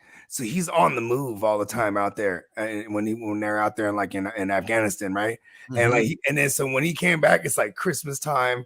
We all go out, and you know what I'm saying, and it's like New Year's and whatnot. And bro, we out there, we're young 21s, bro. We're out there, fucking bar brawling, bro. Because we're always used to go out like hella deep. It always went down, right? Fighting in the parking lots, you know what I'm saying. And I remember I look over, bro. Where's my man's at? Because I rode with him. He was just in the cut, bro. No, he's like, I ain't, you know what I mean? Yeah. All that shit was going down. He just, I'm over here, bro. Like, you know what I mean? Yeah. Like, you know what I mean? Like this, y'all's fighting over some crazy shit, bro. Y'all don't even know where I just came from. Like, listen, I'm over here. Yeah. That was his whole thing. Like, get in the car, bro. Let's go. Like, you know what I mean? Yeah. Because he was like, listen, this ain't nothing real out here. Yeah. You know what I mean? He used to trip off of people pulling the cell phones out when he's at the light. He said he'd be at the light. People's on a crosswalk. They're pulling the cell phones out. He just, because you know what I mean? You're trained to look out for that back then. You know what I mean? Right. You know what I'm saying? Because they might set off a fucking bomb for real, bro. Right. You know what I mean? Fuck. Right? Like, you know what I mean? Like, it's little things like this fucking cell phone. Yeah. But I mean, I couldn't imagine it. I didn't go to war. You know what I mean? What was your takeaway? What was your takeaway from that, Nelly, when he's coming home and then he immediately wants to go to like a hotel or something and not go back to his peeps? Oh, that was consistent with his character because he was kind of on his own. Like I said before, he was like the type of Sigma alpha male type of dude. Yeah, it goes so back he didn't want the attention. He's always kind of even at the wedding and the after part and the wedding party and all that stuff. He's always kind of just watching from afar. Ever notice that? Yeah. So he's not really like into crowds and stuff. So that was consistent with his character. So he wasn't. That's a good point. Yeah, he was always off in the cut. I mean, he's the deer hunter, bro. Like, you can't be making no noise. You gotta be. You're looking downwind. You know what I'm saying? You feel me? See, he led those guys, but the thing is, only because he's the more alpha than those guys. But he wasn't really into having those guys as a group. He just liked having Nick around. Right. I don't know if you remember the scene, but he did say that. He says, "Man, I like having you around. Like those other guys. Those other guys are assholes." Yeah. Right. He said so. Yeah, that's consistent with his character. He didn't want all the spotlight. He was just kind of like, okay, I want people to know I'm back, but on my terms, on being low key about it. Yeah. Yeah. Yeah, and then we get and then it's like the next day he goes, and then he was hanging out with Meryl Streep, right? Like after that, goes to the house and knocks on the door and all that. Even though she's by herself, she got no kids and no man, right? Yeah. Yeah, it was pretty much like him and Nikki, right? Like they were like, she was like friends with him, and she was like, yeah, it is kind of crazy. I mean, I guess that's that small town shit, right? Everybody didn't found someone except for her. Usually those small towns, they find each other, right? They find someone. Or what if she just was the odd man out, right? The fucking music stopped, she didn't have a chair. You know what I mean? Pretty much, because both of her maybe boys she was the town chair. Maybe she was the town chair, right? Hey man, could have been. She was hot though. That's what I'm saying. You think she was hot? I mean, look at all the girls that were around there. Like, I mean, there wasn't. Back then, she was like, I mean, okay, considering where she was and compared to other girls, she was more attractive. She wasn't a Meryl. She's still, you know what? Though? I think we just figured out something about us. Though he has a type. He's like, oh, she taking the fancy, huh? Meryl Streep kind of did it for you right there. Alex, you thinking that? Nah. For me personally, no. But I mean, I guess in comparison to the other girls, yeah. Listen, I promise you, if I came from the war, I'm fucking her, bro. I just came from the war. Take her down, bro. Fuck you. Listen. You don't know what I saw, baby. You know the things I saw. Give me some good, warm loving. Yeah, but he was in no rush to do that either. No. I mean, he didn't want nobody to touch him, basically, man. Yeah. He don't even want no one to talk. He just want to be quiet and think and shit. He want to run down the street naked. Huh? He's just too much of a killer. That's what it seemed. It was. I mean, it was in his nature, bro. He's the deer hunter, and I think he enjoys the process of it. It's like what happens when you don't have when you're not hunting anymore, right? What happens to the hunter when there's nothing to hunt anymore? Yeah, that's kind of my take on him. You know what I mean? I feel it. He's pretty much on a mission to like find Nikki, right? At this point, I mean, Nikki's gone, man. Yeah, I mean, he doesn't know that though. He doesn't know where, and then I mean, a lot. Well, I mean, psychologically, he doesn't know. I mean, look at. I mean, I guess it's kind of symbolic too, because it gives him another mission, right? Like, yeah, it gives him another purpose. Like, you know what I'm saying? Plus, like you said, that's really only the one he really rock with, bro. You know what I mean? Yeah. Fuck all these other motherfuckers. Yeah, and wasn't it like was it Nikki who made a promise, like no matter what, like you're not gonna leave me or whatever? See, I might have missed that, bro. It was somewhere, I swear, in there where he said that, and yeah. So yeah. Back when he was running down the street naked or whatever, then they're up against, I don't know, some pole or something. They're talking. Yeah, this is post-war. I mean, pre-war. Yeah. Pre-war. Yeah, this is in Act 1. He says, yeah, well, whatever happens, don't leave me there or whatever. Yeah. I'll make sure you come back or whatever. He says, yeah, I got you. And then he goes back. Because he does recognize him as that figure in his life. Like, you protect me, bro. Like, you know what I'm saying? Don't, you know what I mean? Don't fucking leave me, bro. You know what I mean? And I mean, there's still like, I mean, I wish they would have cut down on the wedding scene and the after party scene. So maybe some dots could have been filled in a little bit better here. But then he ends up going to like see Stevie, where you know, he's in that hospital or whatever. All the way fucked up. It's all bad. Yeah. And he's like, hey, I've been like getting money like sent to me. And from where from? I forget where he says. He says, I don't know if he said Saigon or whatever. And he's like, look at how much like is being sent to me. And he's like, it's Nikki. And I don't know if that was exactly when he like figured it out. Probably guilt money too. Yeah. Maybe he feels guilty for some reason. Yeah. Because he let go, right? Mm-hmm. Yeah. Well, he found he let go off of him. Right. Or off the thing. He was at the hospital because he was I guess he found out that he was at a veterans hospital. Mm-hmm. Like Nick found out that because he's psychologically and physically fucked up from the war. You know what I mean? Yeah. It's a double whammy. Yeah. But he knew enough to send the money to Stevie, though. He found that out. Right. Which is weird because when Robert De Niro actually starts makes it out there, you know, going to find the Frenchman and all that and find the game, he finds it. He finds Nikki. I mean, through all this, I mean, he had to jump through a lot of hoops to get there. Yeah. But Nikki's whacked out of his mind. He doesn't know who he is. He doesn't know doesn't even know that he's Nicky. But he knows where to send the money, which is crazy. Yeah. But he does. But as we go on, he does find out. He does trigger him into his memory, though. Yeah, that's true. It must be just certain things that are maybe like triggered. Yeah, but he is.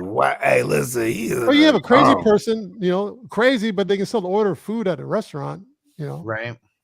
At a fast food restaurant, somehow they come, they bring it together. You gotta get crazy people, bro. Get a burger and stuff. Do I gotta get crazy right now? I got a question for you, Nelson. Okay, so now peep this part. So this was another thing that I found out while just doing research for the movie. So when De Niro, when he finally sees Nicky and he's got him up against the wall and, they're going through that whole scene, when he spits at him, that was not in the script. Like De Niro did not know that he was going to spit on him right there. They said that he got so pissed. He's like throwing shit around, storming off set. And because he didn't know that he was going to spit on him there. How would, I mean, Walken was told to do that. It's not like that was improv. He was told to do that. They just didn't tell De Niro that it was. I love that. I love it. Yeah, they'll do a lot of that stuff. Directors will tell one actor that to do this or that, whether the other actor doesn't know. That's true. And it goes back to like how they kept having to recast the dude slapping him around because, like, you know what I mean? He was like, I'm not gonna slap De Niro, bro. He's gonna fuck me up. You know what? You're fired. We're gonna go find a real American hater. So he's thrown off set after he did that, huh? Yeah, well, he didn't leave the set, but I guess he was throwing shit around and super pissed, and because he didn't know what was going on, so his real reaction was to be hella pissed about it. And but look like isn't like right in his face, mouth, like I don't know, man, he caught him with a good one. Isn't he a method actor, De Niro, or no? I don't think he is. Whatever he is, he's good at it. I've always heard like he be like, whenever I always hear this from other actors. I mean, when I see their interviews, they'd be like, yeah, I was standing across from De Niro, and I was like, okay, his name is Sebastian something. He was in The Irishman. He's an actual comedian in real life, but he's got into acting, and he's an Italian dude from Chicago. Hey, like he got the whole, you know what I mean? So he got an Irishman with him. He said he was standing there. He's like, fuck, man, this is crazy. But Robert De Niro's right here. And Robert De Niro's like, just walks over to him, fixes his shit. Man, come on. Fix his little fucking thing. On your mark.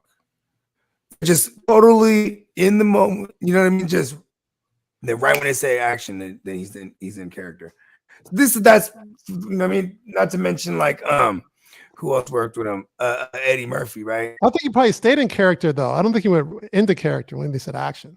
He probably stayed in character because you don't want to go when he went, because he went up to him, fixed his shit, his little collarbone or whatever the fuck it was, and it says stand on your mark, kid. You know what I mean? But you wouldn't want to, if someone's going to fix something, you're going to stay in character though. Yeah. I guess so.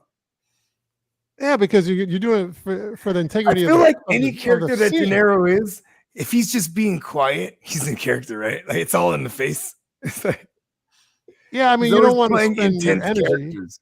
You waste your energy. I loved him in Silver Linings Playbook or whatever it was. He plays he's the dad, and he's like a degenerate gambler, and he like has all these superstitions. Oh yeah, I don't know that one. It's really good. You should, yeah. But he's like a B character in the movie, or maybe like even a C character. You know what I mean? He's not like the main at all, but he's just hella good in there because it's funny. It's just different. It's just different. You know what I mean? Used to seeing like the intense. This was different for me. I'm used to the gangster De Niro. My bad. We're not even done with the movie yet. Let's keep going. What? So, Nelson, why don't you kind of build us up a little bit about what's going on here? Yeah, take it from when he spits in his face. Yeah, right when Nicky and De Niro going at it. Okay, so he's trying to convince him to come back home, and then Nick doesn't recognize who he is, so he has no clue who he is. So he's so far gone. He probably never looked in the mirror in a minute too, bro. Did you guys notice when he was first talking to him, when Mike's talking to Nick, Nick's looking at Mike, but he like sees someone else's face. I think it was the Frenchman's face that he like saw. Really? It was I like didn't see that. it was I didn't really notice quick. that. That's good. It was like a really quick, like split second. That's really good because this is because they're I putting think it how you kind see of him. faintly remember that. Yeah, it was a quick cut. Oh, that's good. And it was that's just like he's that far out of it, you know, like everybody's just this guy, or this is the only, I don't know, this is the only face he sees. I mean, he kept trying to shoot everyone, right? Yeah, fuck yeah. I just keep seeing that guy, bro. So yeah, so he's trying to convince him to come home, that he's Nick, and he doesn't know that he's Nick anymore. He's so far gone. This is legit Academy Award winning shit, bro. And for him to become famous, I mean, like he must have, how many rotations of that barrel did he go through? Hundreds, and not even get the bullet, unless he could. I mean, that's what's crazy. I mean, unless he really had it. It's like, did he have it down, or he just had a terrible run of bad luck? He just couldn't even find it. No, he had good luck because he never. No, but for him though, because he probably wants it to all end. Oh, right, wants it to end, right. It's just so for him, it's just like, but that's the thing though, too, is because I don't think he's thinking that way at all. He's not thinking that he's here for a reason, why he survived. He has all this fucking, what do they call that? Survivor's remorse? Guilt? Well, right before, I don't know if you guys caught it because it was so quick, but like right before the end of the movie, he notices his arm. He's like, "Oh, what's that on your arm?" It's all the fucking tracks. It's all cut. Tracks. It's all cut up. Yeah, so I mean, he's just strung out of his mind, you know, on heroin. And that definitely added on to it. I mean, like, imagine you come to, you don't even know what world you're in. Like, is this real? Like, you know what I mean? But then he mentioned something about the trees, and that's when he remembered. Yeah. He was, because he said the trees, something. And they always said one shot, because he said, one shot. Better kill the deer in one shot. Then he knew right there. Then he smiled, actually. And it took hellish. And you know what's funny, too, is because it took so many shots, and he still didn't go down, bro. How ironic is that?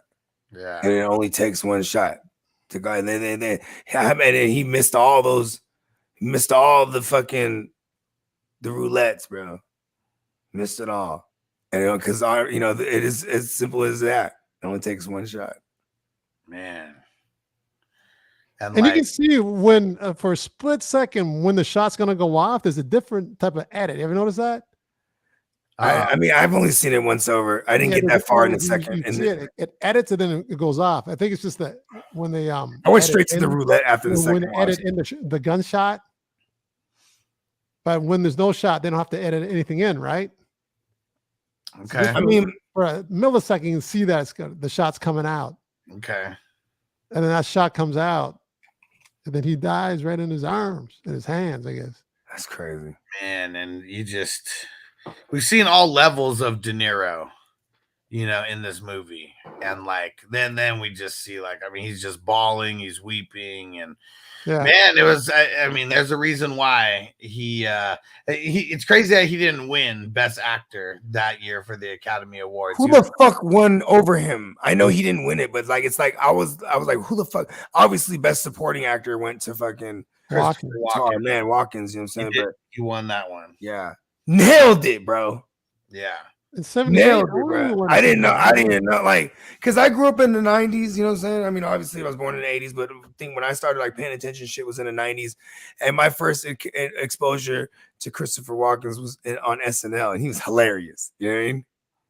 Fucking hilarious. I didn't know he was like, and then obviously then I get older and I see True Romance, and then I see him in other, when you was like, I never even knew he did a joint with De Niro, and this was like their joint right here. Like, what? Yeah. I mean, this had to have started a lot of stuff for him. I mean, I don't even know how many movies. Well, he already did Taxi and The Godfathers prior to this, or The Godfather. He did part 2. Yeah, and I was talking about Christopher Walken. Oh yeah. I don't know what else he did prior to that. This probably launched him, right? I would imagine. This was the big one. I mean, shit, Academy Award winner. And that's crazy. crazy. Who won that year? I'll look it up. Yeah. Please do. I'm curious, man. Cause you know what? You know what's fucked up too is like when that scene happened, bro. I'm like, did he load all of them up? Was it fully loaded? Did he make sure? You know what I mean? Like, you know what I mean? That was like, or did he just finally win the game in his mind? Because that was him winning. Getting the bullet. Let's see. So it's the 1978. Oh, you got it? I'm looking at it now, but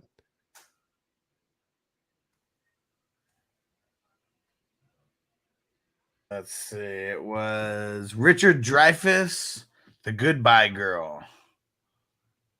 I've heard of that, but I don't know. Yeah, nothing. So he beat him. That whole scene, just in general, I mean, all the Russian roulette scenes are just super intense. But man, I mean, Robert De Niro, you just see him acting like a completely different person from a lot of the movie. Like it's similar to how he's acting with Stevie in the first Russian roulette scene. Show him you're a man. Show him you're a man. Do it.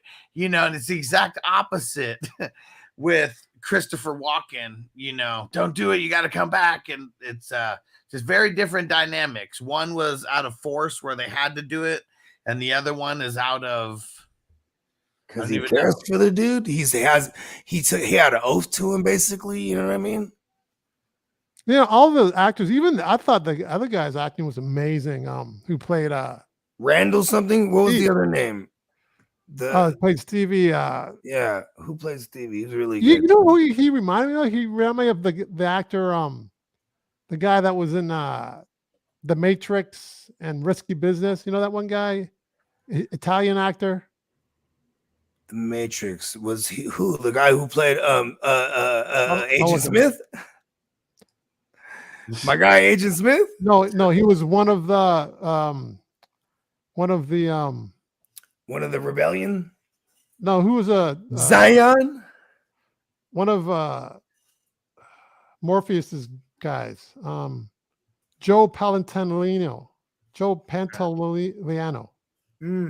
Joe Pantoliano. Damn. I swear I want that to ring a bell. Have you seen him, Alex, before? No, I don't think so. Pull him up. Okay. This guy sounded, it kind of looked like him and sounded like him. But say it again. Joe. Well, you just go to Matrix, then he'll come up. Joe Pantoliano. What is it? Joe Pantoliano. Okay, yeah. He's in a lot of movies. Yeah, for sure. So the guy who played Stevie sounds like him too. Yeah, right. The guy who played Stevie's John Savage. And there you go, Savage. John Savage. I was like, is it like Randall? I was like, I was like, is it Randy? Randy Savage. I know. That's why I was like, I'm somewhere in the ballpark here. Yeah. He's been acting from 1969. 69, dude. You like saying the 69 on purpose, man. Come on, man. Anytime it comes there, man. To still making movies today. We live life 1 minute and 9 seconds at a time. Yeah, so he was there with Tank and those other characters. Anyway, it's pretty wild. Why? Man, it was fucked up though. He didn't want to be found, and he found him, bro. Yeah. It's crazy because I watched this movie on the Molly Mushroom things, and now we're reviewing it on Molly Mushroom things, and it's really sad, bro. It is. I mean, it's really like, the way that you kind of describe it, it's a coming of age story where, like, doesn't end too well. No. The coming of age doesn't. Because it doesn't always have a happy ending, right? Like, I mean, and I think what I dig about this movie, being a war movie, quote unquote, is that you always just show the end of the war. You don't show the aftermath. And like being someone who grew up in the 90s and in the early 2000s, like shoulder tapping like a bum that was a Vietnam War vet, and he was out of his fucking mind. Like, you know what I mean? Just lost everything, just living on the streets. You know what I mean? Tino said the movie is yeah, for sure. It really War movies don't have happy endings, but yeah, go ahead. Well, you see movies with happy endings all the time. That's Hollywood. It's nice to see a movie where there's not a happy ending, man. Yeah, I'm all about it. Once in a while. Not all the time, but once in a while. The only war movie that has a happy ending is Forrest Gump. That's it. I used to love it when at the end of, like, Platoon? Does it? Platoon? So. The Charlie Sheen one, right? Yeah. I mean, Don't It's they all like happy-ish. die? Oh, people died, yeah, but I he mean, survived. Yeah, he survived, and then the guy, that mean I guy, guess so. played by Tom Berenger, he was mean. I Remember that really guy? like Full Metal He was Jacket, killed. man. Full Metal Jacket was gangster. That fool. I really fuck with Vincent D'Onofrio or whatever his name is. Mm-hmm. He did like Oh yeah, Full Metal Jacket. yeah, he did like SVU for a long time. That but was a good ending, Law right? and Was Order that SVU was that or a sad whatever it was. ending? No, Mhm. that sniper got killed. What was that? Which one was he? A Full Metal Jacket. Yeah, he's the one that he killed himself. Yep. Who? You talking about Vincent D'Onofrio character? Oh yeah, he did, but yeah, but everybody else I think Oh, okay. survived. No, yeah. Basically, but that if my sniper recollection got. right, they all died. I think the sniper took out a couple people. Yeah, he went crazy. Well, a movie that I'd like to do one of these days is Dead Presidents, because I mean that's one where they show them Crazy before, war, during war, Yeah. and then the after war as well. Oh yeah, dead presidents. That's a real Yeah. Bro, I'll never forget it, bro. There was a dude. Oh, never mind. I'm not gonna go down the rabbit hole. This Halloween party, this dude, just a bunch of these dead president fools just beat the fuck out of this dude. Ooh, He didn't see it coming, bro. There were so many of them around him. damn. What Wow. this movie? No, it's just not a Halloween party I was at back in the day, like pre-children, but like pre-fatherhood bogey. You know what I mean? I was actually Bobby Brown for Halloween, which meant I had like a pinstripe suit and I had selling hella coke. That's really all I meant. Then like, and we're at this party, bro, and they beat the fuck out of this dude, bro. And you know how when a fight goes like moves a party, oh, everyone's like, they start making waves. Yeah, I've seen many It was fights. one of those, like, oh, they're over here now. Oh, and then they were in the backyard and they got to a fence. Boom, and they brushed through the fence. Then another dude picks up one of the boards from the fence. Ooh, just fucking them up. Like, oh shit. Why were they fighting them? What happened? I don't know, but you got me, bro. So, did we get to the ending of this or what? Yeah, I mean that is the ending, right? Like right Yeah. after. I mean, I guess the funeral. Yeah, he takes them home. Oh yeah, the funeral. But that's Yeah, that's it. The funeral. Then they sing a song again. Oh, that's Yeah, that was really that's another touching. thing I noticed is that they a lot of this movies like Top Gun and all these other movies like in the 90s, they're singing. They'll get a popular song to put in there and they sing. Yeah. It's like a signature song, and they got that from this guy. This guy did that first in '78. They were singing, because Top Gun is "Sweet Caroline," right? Uh-huh. Sweet Caroline. Boom, boom, Yeah. boom. And they all have that kind of theme. Like I saw a lot of elements in more recent films that I've seen that came out of this one. You ain't lying. And when I saw this, like I remembered a third of this. What I remember most of this movie from when I watched it originally was the Russian roulette, pretty much. Yeah. All the other, and then just the images of the wedding and stuff like that. But a lot of the scenes I don't remember watching at all. Like I don't remember, it's so long ago. Such a long movie. It's like it's easy to forget a lot of stuff. And It's like Uh-huh. it's like this could have been like if nowadays they would have made this like a series, right? yeah. It would have been like a 6-parter, 45 Miniseries. minutes, or maybe like a 3-parter. My bad. Maybe a 6-parter, like 30-minute joint. No, you couldn't do that, right? 3-parter. And Tino, so we're doing Deer Hunter right now, and next week Thunderbolt and Lightfoot. Yeah, I have no idea what that is. This is gonna be cool. Where do Clint I Eastwood find and it? Jeff Bridges, so two good actors. The acting. Oh, okay. Will you like the story? I don't know if you like the story. Who knows? No, okay, But but the where do I acting's find good. it though? Where do I find it? I haven't looked it up. I Oh. just want to. I want to premeditate this one. I want to really Let's look take it this up. one So apart. it says it's available on Tubi, and Pluto, the free TV ones. Okay. The free ones on the what's it called? On the Fire Stick. Okay, I don't have one of those, but okay, what else we got? And Tino said, I haven't watched it in over 20 years. I remember the wedding, the bar scene, and the cage water. Yeah, the Russian roulette scenes. Yeah. It's just things that stick with you. Yeah. Why Why don't we bet you the only reason he remembers the weddings is like, God damn, this is fucking long as a motherfucker right now. long ass fucking wedding scene? The fuck? Well, why don't we get into ratings and the way that we rate the movies over here? So a couple options. You can, if you buy the movie, that means that's a movie that you'd buy. You love it. It's really great. It's at the top of your list. If it's a 5-day rental, that means you really like the movie. 2-day rental means it's all right. And same day rental means the movie sucks. It can't even like be around your vicinity. You got Let me go last. Go ahead, Nelson. Well, I suggested the movie because I loved it. But what made the movie for me was the whole psychology of the Russian roulette and stuff. So for me, it's a buy, although I don't own it. I don't own it, but it would be a buy. And if it wasn't for the Russian roulette, I mean, that's the whole psychology and the scenes, intensity. Yeah, bro, that's what did it for me. If it wasn't for that, obviously, I wouldn't have recommended it actually, but that's what carried the film. Yeah, for me, I'm going to have to rate this one a buy as well. I don't think that it was a coincidence that they won a whole bunch of Academy Awards and were nominated for a ton. This probably wouldn't be one that I would be watching a lot, and I would probably put it on for like different scenes or maybe like to reference. But yeah, this is one that deserves to be in the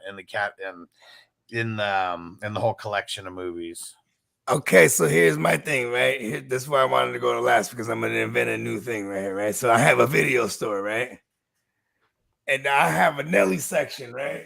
This is the first movie in the Nelly section. We're definitely owning this one. Like, bro, if people come through and they want the Nelly's picks, remember that shit back in the days? They used to have you That's go right. to a video store, they would have like, oh, such and such picks. Like, you'd be like someone who works at the store or something, like, you know what I mean? Yeah. Yeah, so we got Nelly's joints right here. We're just gonna start building Nelly's collection right here. We're gonna see. Please do. We're gonna start seeing if the Thunder and the Bullet, or whatever to call it, right? We're gonna see if that one goes right next Thunderbolt to Thunderbolt. There it is. So confusing. Thunderbolt and what? It's not even lightning. Thunderbolt and Lightfoot. See, so confusing. Yeah, it is kind of confusing. I thought it was like Thunder. I thought it was light. It sounds like a tag team. Yeah, Thunderbolt and Lightning. I thought it was called. I feel like if it was the tag team, I would be Lightfoot.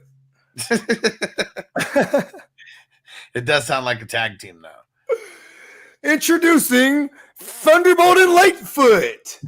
But yeah, so we're gonna see if next week we can't put. We're gonna see if we can't go ahead and put up a Thunderbolt and Lightfoot right next to this Deer Hunter. I recommend it. Yeah, Thunderfoot and Lightning. Here's one. That's one for you. Thunderfoot and Lightning. Thunderfoot and Lightning. That's what I'm looking for. So that's a buy for Bogey. Okay. Well, there's a winner there. We got a winner. I would buy that shit and then rent it out to motherfuckers. That's what I would do. They say that in Vegas, Alex. I like it. One thing I'll say for the upcoming movie, Thunderbolt and Lightfoot, not Lightning. Our boy Gary Busey's in it. I just saw that now. I didn't know he was in it. He's in it. Yeah. Gary Busey, the young Gary Busey. So that'll be good. I didn't know he was in that. So that's good news. Hey, Gary Busey's a sloppy motherfucker. I like that dude. Yeah, I used to see him quite often in the grocery store in Malibu. Yeah, and he's just like he's like his characters, man. He's like. Well, I mean, it got to a point where he like doesn't read scripts. No, I'm not saying that. I'm saying he just seems like brash, dude. Like you wouldn't really want to approach him. He's a rough and tough type of dude, man. No, that's what I'm saying. I feel like, and you know what?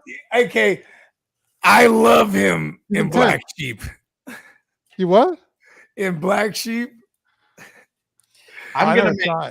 I'm gonna make us mix in Entourage, the TV series, mainly now because Gary Busey's like he's got like multiple like scenes in there where he's like playing himself, and he's insane. He's absolutely insane. That's just super funny. Hey, I was a big fan of Conan O'Brien because there was a time in my life where I didn't have cable, and I loved like the late night shows, and Conan, he used to have a segment, where is Gary Busey? Let's go to the satellite. And then they would just like start, like you just see like the world and they start zooming in. There's like the city is zooming in and they get closer to the street and then it's Gary Busey, he's yelling, pointing at them. Oh man. Gary Busey. Oh man, I fucking love Conan back in the days, man. It's the shit that raised me for real. And then the movies that we're doing after that, we got Ready Player One 2 weeks from now. That one's going to be a good one.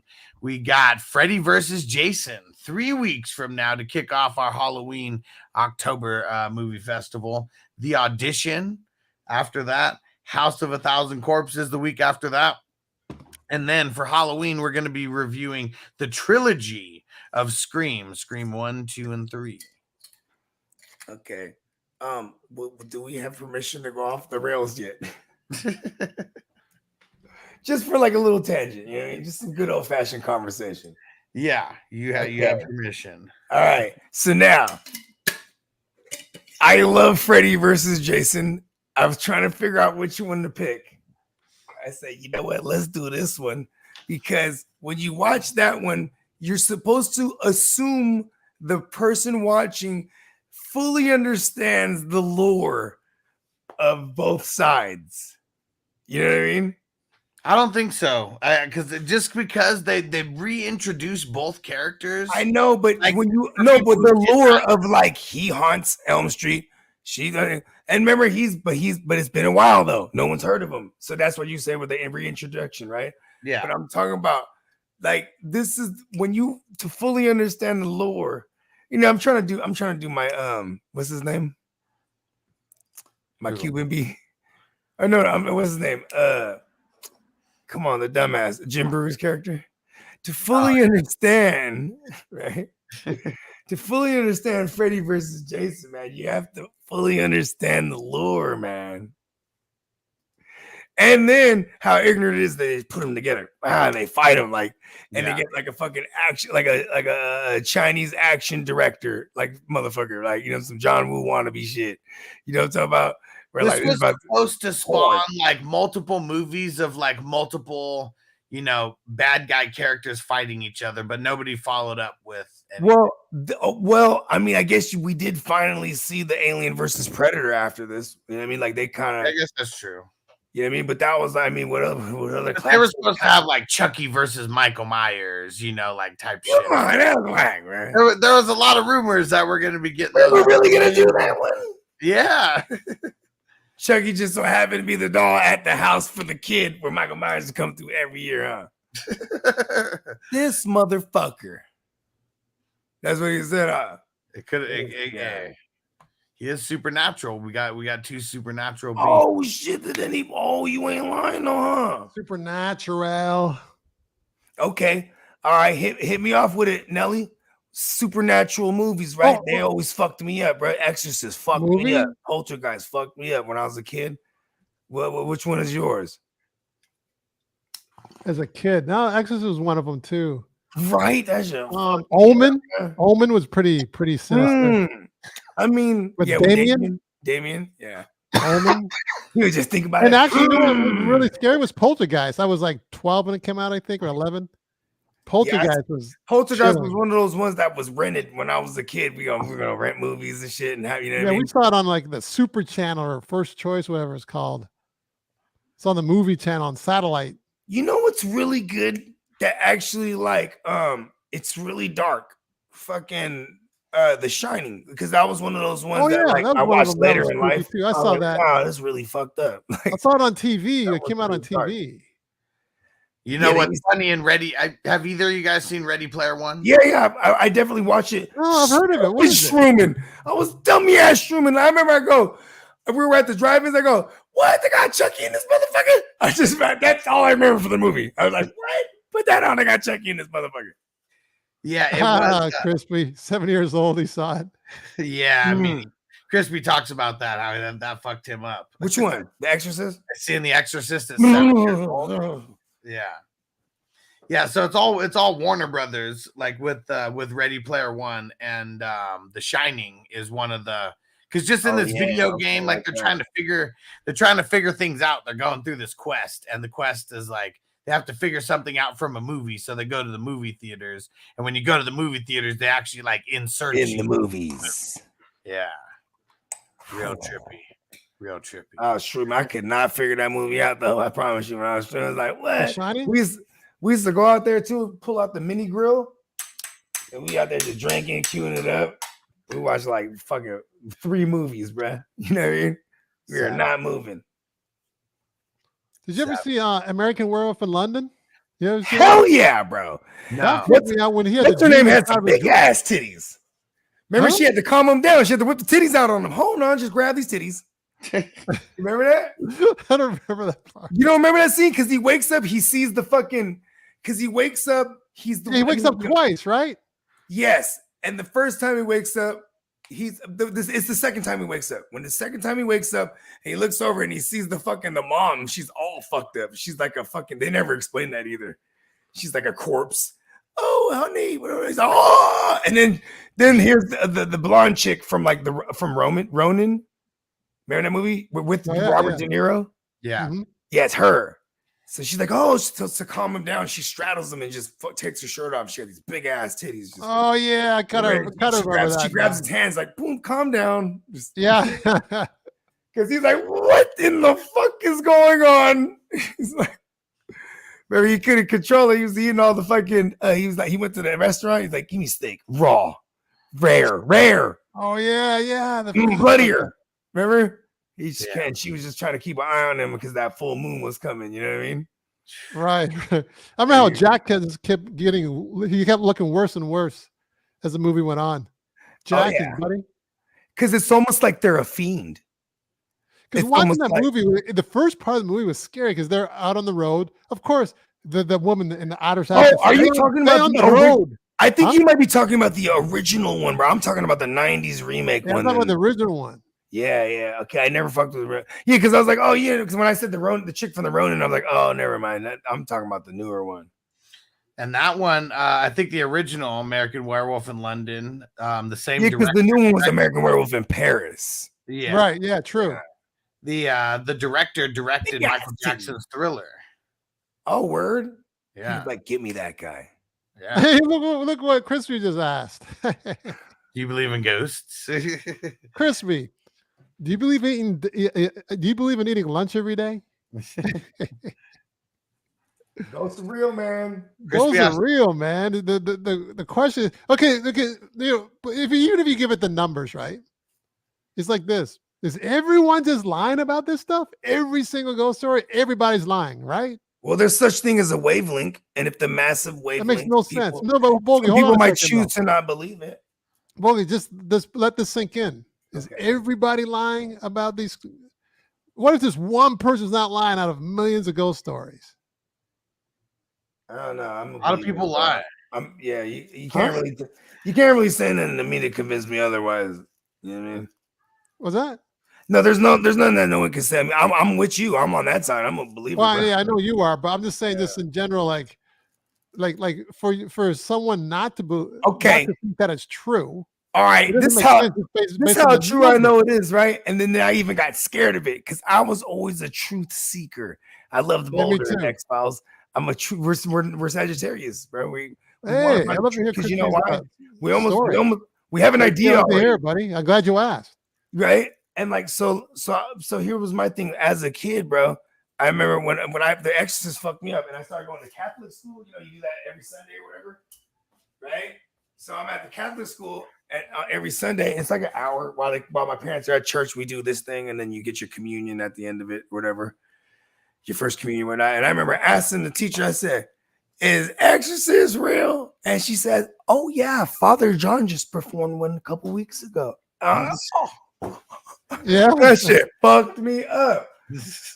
Oh shit, Father John's a gangster, bro. I see him every Sunday, bro. I'm like, oh shit. Devil. Like, you know what I mean? Like, that's how I was thinking as a kid. I was like, oh shit, that shit. You're in the that's a Catholic church, right? Yeah. Yeah, I mean the Catholic John was this Filipino dude. He's just doing that. You know, just every Well, Crispy, when we have my buddy on as a guest, we're gonna go through that ghost story with him here. Oh yeah. Oh, the Asian cat. Yeah, he kind of resembles Keanu Reeves a little bit. Oh yeah, because he's half and half, right? Yeah. Half Japanese. And that's a good look to have, bro. Yeah, he probably had a book. He's been told by casting, "Oh, you look too much like Keanu. We can't cast you." It's like what? He gets that, so that's fucked up. He's like, "What? Let me be a stunt double." There's a bomb on the bus. You know what I've been listening to lately? I stopped for a long time since last year. It's called Paranormal Rising. Is the name of the channel? Have you ever heard of him? No. He just talks. He says every day he's got glitch stories mostly from Reddit. I don't know if he's got any personal ones, but there's people waking up. You know, like I said, like they were driving to these places where they're in a bar, Then the bar, they go there the next day. It doesn't even exist. Whoa. The people waking up in a parallel universe.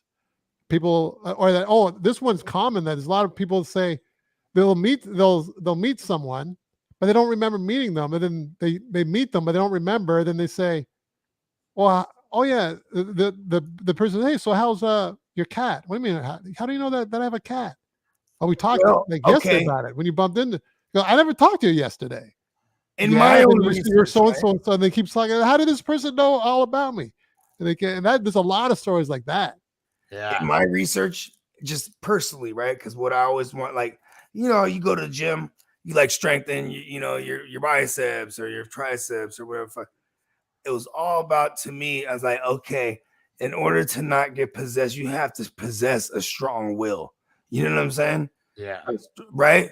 And because here was the thing too, is like, why do you think they call it spirits with alcohol, right? Motherfuckers get to drinking, and if they ain't strong-willed, they might get to hold of your ass. Yeah. And they go, a lot of people fight a lot. Take your ass for a test drive on the town, you know what I mean? And then you wake up, you don't remember nobody. You know what I'm saying? You're like, what happened?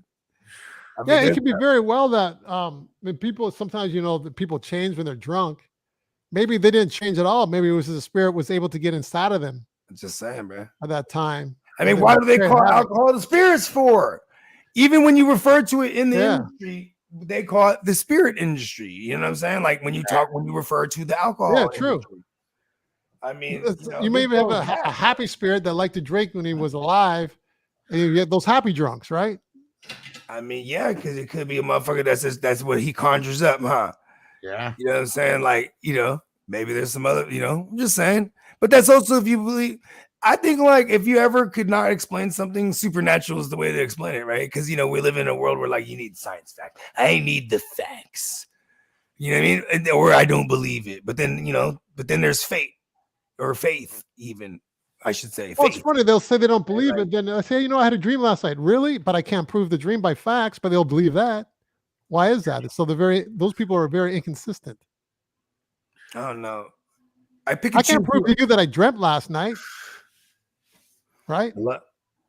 I have I have reoccurring dreams, but and I have dreams where I burrow. And when I say burrow, I mean I go to like dark places, you know what I'm saying? And it's like the places I used to take me on DMT and shit. Because I've been to like wonderful places on DMT, but it's crazy because that's the dream shit. And what's crazy when I'm in that realm though, I can like do shit. I can like jump hella high, and as opposed to like in other dreams where I can't even, like, I'm trying to run, I can't run, bruh. Like, you know what I mean?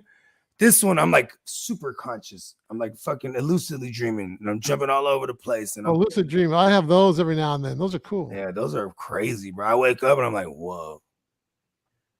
It's a trip for me now too. Is like waking up because we don't have no blackout curtains yet, and my master bedroom is facing the east, and we're 50 feet above sea level. So when that sun comes up, it's beaming, bro, and it's different. And I wake up and I'm like blinded, and I'm like, oh shit, and it feels like I'm still in the dream. Like, whoa. You know what I mean? And I have to remember, like, oh yeah, I live here now. You know what I mean? Like, I almost have to remember to tether myself. I used to tell people that too when we used to do DMT. Just twiddle your thumbs when you're sitting there, and then you're tethered to somewhere. You know what I mean? Because me, I'm just laid out. Let's go. I don't even want the tether. Fly. Space and time. Yeah, if you really think about it, you close your eyes, you just lie still. There's no up or down, left or right. You're just kind of like hovered. You can like let your mind take off. You ever went down the rabbit hole of projecting? You're suspended. What's that? Astral projections? You ever went down that rabbit hole? Yeah, of course.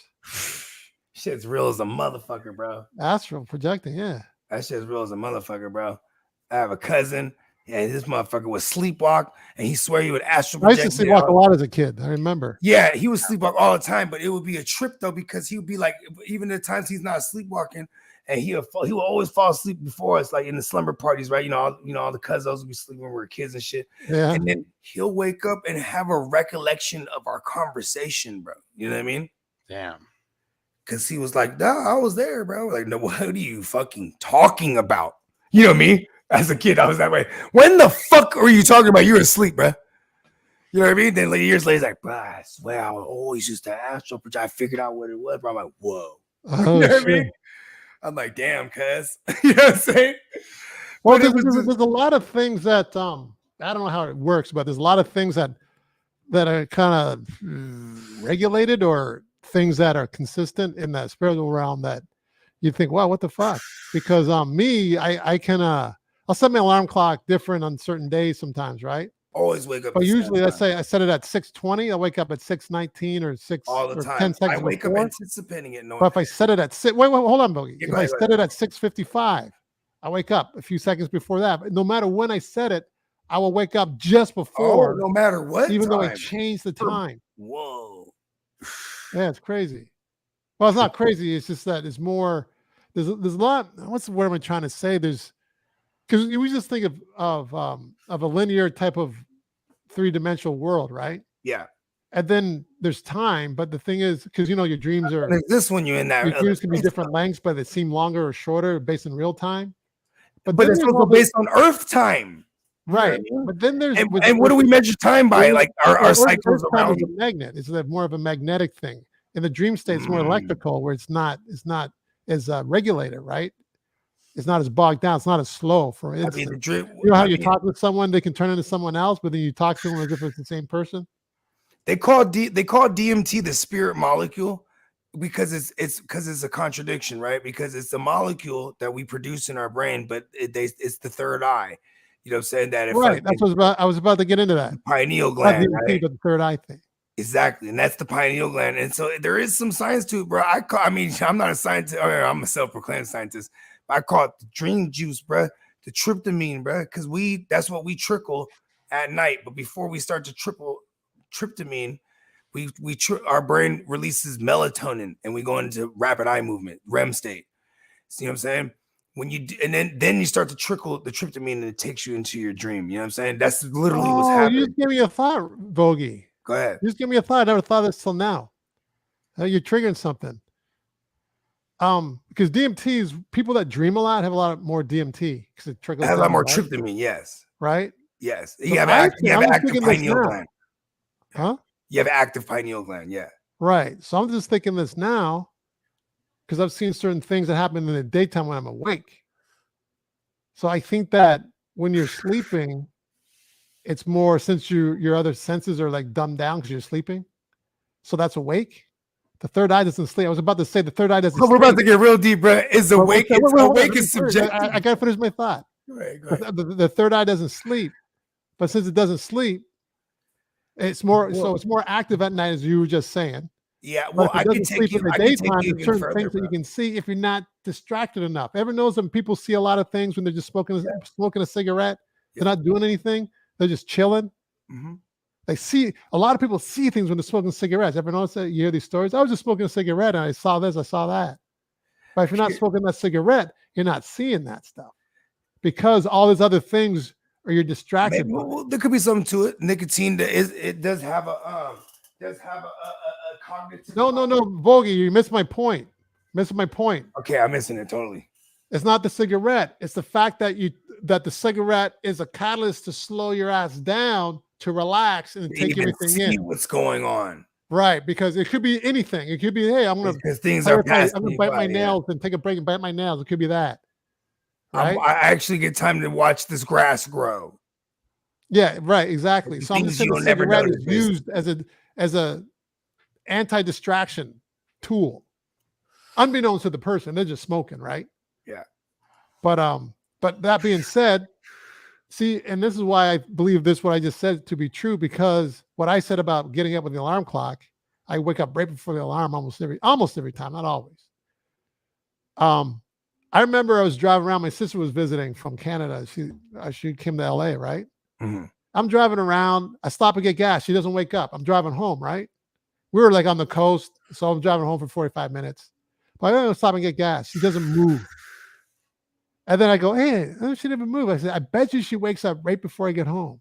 Sure enough. And you've seen this too. That she wakes up right before I get home. How does she know that? She doesn't even know the route that was taken. But she knew to get up, start waking up 10 seconds before I got home or right before I got home. I mean, I think that's pineal gland. It's always like looking around. I get that. Because here's the thing, bro, with the third eye, bro, and that's been referred to in only the most highest selling literature ever, the bestseller, the Bible. When they say see with your eye, they didn't forget to put the S there. They're saying see with your eye. That's why there's, even in the Vatican, the fucker's hat even. They obsessed over the pineal gland. You know what I mean? It's like one of those secrets they don't want to tell nobody. Even if you want to get darker, there's even like conspiracy theories about like the fucking the elitists, they eat pineal glands even supposedly. Like, yeah. Who's Jay Jabrowski? What's that? Who's Jay Jabrowski? Is there somebody in the chat? Yeah. Carl? Oh, no, Carl. He said you sounded like Jay just there. I'm not sure. I mean, I'm sure he's talking. Oh, no, it's not Jay Jabrowski. Sorry, Carl Jabrowski. Yeah. Just Shout one of out our to Carl. guys who's always in. Yeah, shout out to Carl. Who's always in the chat. Oh. They Well, say who's Jay? I think he's talking Jay from Jay and Silent Bob. Well, I sound like Jay or Bogey? I think it was Bogey when he was talking about something specific. Oh, okay. I can't remember what specifically he was talking about. That's what I meant to say. Yeah, motherfucking. I liked all things DMT though, so I love shrooms. So I love fucking 5-MeO DMT. Like, listen, it's crazy because it's real, bro. You know what I mean? I like, you know what I'm saying? Like, especially that the 5-MeO, bro, which is basically this. I've had the synthetic version of the toad. You know what I'm saying? Which is the 5-MeO DMT. You know what I'm saying? And there's actually an argument between in the culture, right? Like there's some people like, no, it's not the same. And I'm pretty sure it's the same. Science, you know what I mean? You break down molecules. You know what I'm saying? It's just like you have penicillin comes from nature, but then you could synthesize it. You know what I mean? Thank you. I got to take my antibiotic, my penicillin. Yeah, it's all good. I got you. You know what I mean? It was penicillin was one of those accidental discoveries too. I think they were trying to find like something like to rival like the rubber tree plant or something like that, and they're just busting shit open and they found penicillin. Damn. I don't know. I might be slaughtering it, but I like knowing stupid shit, bro. I like, when Google came around, I was always that motherfucker. I'll be saying some shit. There'd be someone on the site just Googling me. You know what I'm saying? You weren't playing. Not true. Then they hear me with a different ear. After that, like, oh, this guy, he's saying some shit. You know what I mean? Before, like, this guy, shut the fuck up. You know what I mean? In that movie, The Internship, where they're literally like going out for the Google internship, Owen Wilson, his old ass, he was told that that you get the same kind of nutrients, whether it's milk coming from a teat or a baba. And then one of the young kids right next to him is like, nope, false. And he was like, I just Googled it. And he was like, no. Because you get the colostrum, which is that is like necessary for the infant when they're born. The first thing that comes out the tit for them is called colostrum. It's like super chuck full of like everything the fucking kid needs for like the next like 48 hours. You know what I mean? Yeah. The first 48 hours of this fucking child's life. It's called colostrum. Google me. I should know this. I have 4 children. Like, what the fuck are you doing? What's that weird shit coming out there? That don't look like milk. Oh, colostrum. He needs that. Oh, yeah, hey, son, hey, babe, my son needs the colostrum. Put the titty on. You know what I mean? My son's gonna be strong. Look, he gets the titty just like his daddy. Oh, memories. Oh man. You drinking milk from the carton now. Look at my boy, all grown up. I remember when you was getting the titty. I remember there was this when it was when my brother was like playing like Little League, and we were like coaching his team, and there was like this one mom who's like, man, the kid was like already like 5 or 6. Like it felt like she threw the sheet over like no one's seen him standing there taking the titty on. No, not even. I mean, but he was like riding a bike with training wheels, would get off. He said, Mama. He wanted the tit. It was wild. But it is good nutrients, right? I mean, like the weirdness aside. They get with the she better be having some good nutritious diet then. Yeah, that's true. That's the true. Mother, you know what I mean? Yeah. You know what I'm saying? Yeah. Maybe it's like we are what we eat. Yeah, you'll see later after Jenny has her baby. what's his name? Kevin. His mom's like really tripping. She was like, "Oh, you're gonna breastfeed after drinking that wine." You gotta pump and dump, bro. Bitch, you better pump and dump. You ain't getting my kid drunk. You know what I'm saying? Yes. So why I can't have fun too? I'm just a fucking. But you can drink. I can't drink. That's why we have the shit frozen in the fucking shit, babe. Oh man, that one's a fun season. No, that was my life, actually. They actually had, peep this, Bogey. They actually had a fantasy draft inside the delivery room. Can't stop. What? Did she go into labor? Was it a scheduled induction, or did she go into labor in true like sitcom fashion? No, she went into labor. Yeah. Boom, but we have a draft, and she's in that draft too. She's like, "Listen, no, we're having this draft and this baby." The commissioner made the call. They changed the destination to the room. And she wanted to make her so unsanitary for them to all be in that room. Oh yeah, exactly, for sure. It's part of the joke. And the doctor is like, "Hey, focus on this baby and not your shitty 8-man league." He's in a real league. He's like, "Hey, listen, I'm in a 14-team Superflex IDP, bitch. This ain't shit. Let's get this baby out." Oh man, and you know who was the talk of the town? Take a guess. It was in 2012. Female or male? No. The talk of the town, fantasy wise. Oh, CJ2K? No, that was 2010. 2010. Oh, Jamal Charles? Nope. Forte. Oh, nope. You're Calvin getting Johnson. AP. Okay, help me out here. I was like, come on. It was. Yeah, 2000. Wow, what the fuck? It was after the ACL, and they brought that up. He was like, "Do I Yeah. draft Adrian Peterson in the first round? Do I dare do that?" And the doctor was like, "There's no way you draft a guy who's coming off of an ACL. There's only one person who did it. He was 20-something years old." And that Kevin would have been Wrong. You're wrong. Kevin would have been right. He might have won the championship that year. Price is wrong, bitch. And so funny because Kevin's championship counts. I don't. I gave my tip to the fucking couch delivery people. It's the only cash I had. And if I didn't tip those fucking couch people for being decent and taking their shoes off, I would have had money for the fucking ice cream truck. Because my girl's like, "The pizza's about to be here. Yeah, any cash for tip?" No, I don't. Because I gave a 20 spot to the fucking couch people for taking their shoes off. Because she's like, do not fucking let them wear their fucking shoes. And I'm like, well, so then I'm just gonna have them leave it here, then I bring it all up to the loft. Fuck that. You know what I mean? And I'm like, and they're hearing me argue with her on the phone. It's cool. They start taking their shoes off. Cool, word. And then, you know what I'm saying? I'm having a beer, and he's like, I can't wait till Cerveza Friday, huh? And I'm like, oh, because they think I'm Mexican and shit. Like, yeah, hell yeah. And I'm like, you know what, bro? Here's a 20 spot, bro. Appreciate you. You know what I mean? Then the fucking ice cream truck comes, and I have zero cash. Oh, my childhood. Have you seen my childhood? Oh, man. Think it might be about that time. Where's Nelly at? I was just about to say he's making some food. Yeah, so we can sign off here. No, I'm gonna make some food. Yeah. What you whipping up over there, Nelly? I know you a chef, bro. Just some chicken legs, onions, carrots. Okay. There you go. How do we do? You just saw Chicken drummets. What do they call those things? Drumsticks.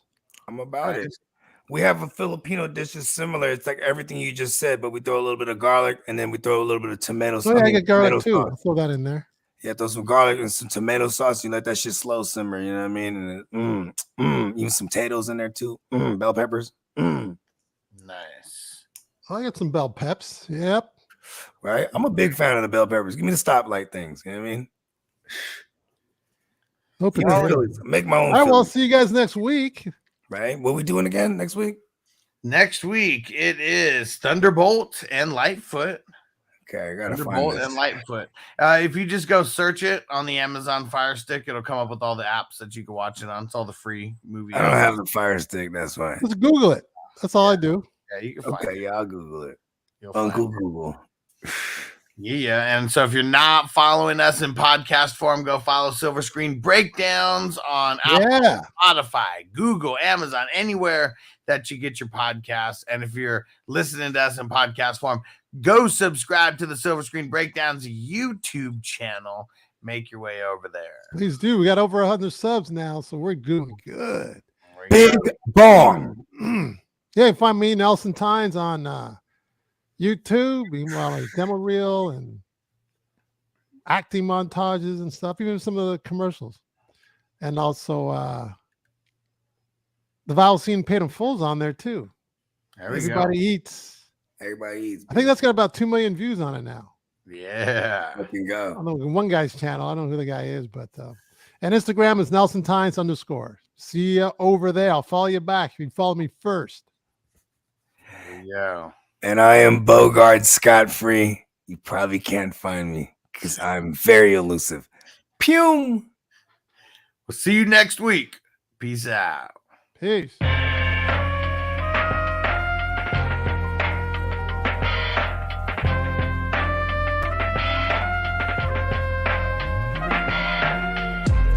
Silver screen, motion picture shit. This ain't a dream, we really lit this shit. Don't intervene, yo, we with this shit. That's where the most high, we the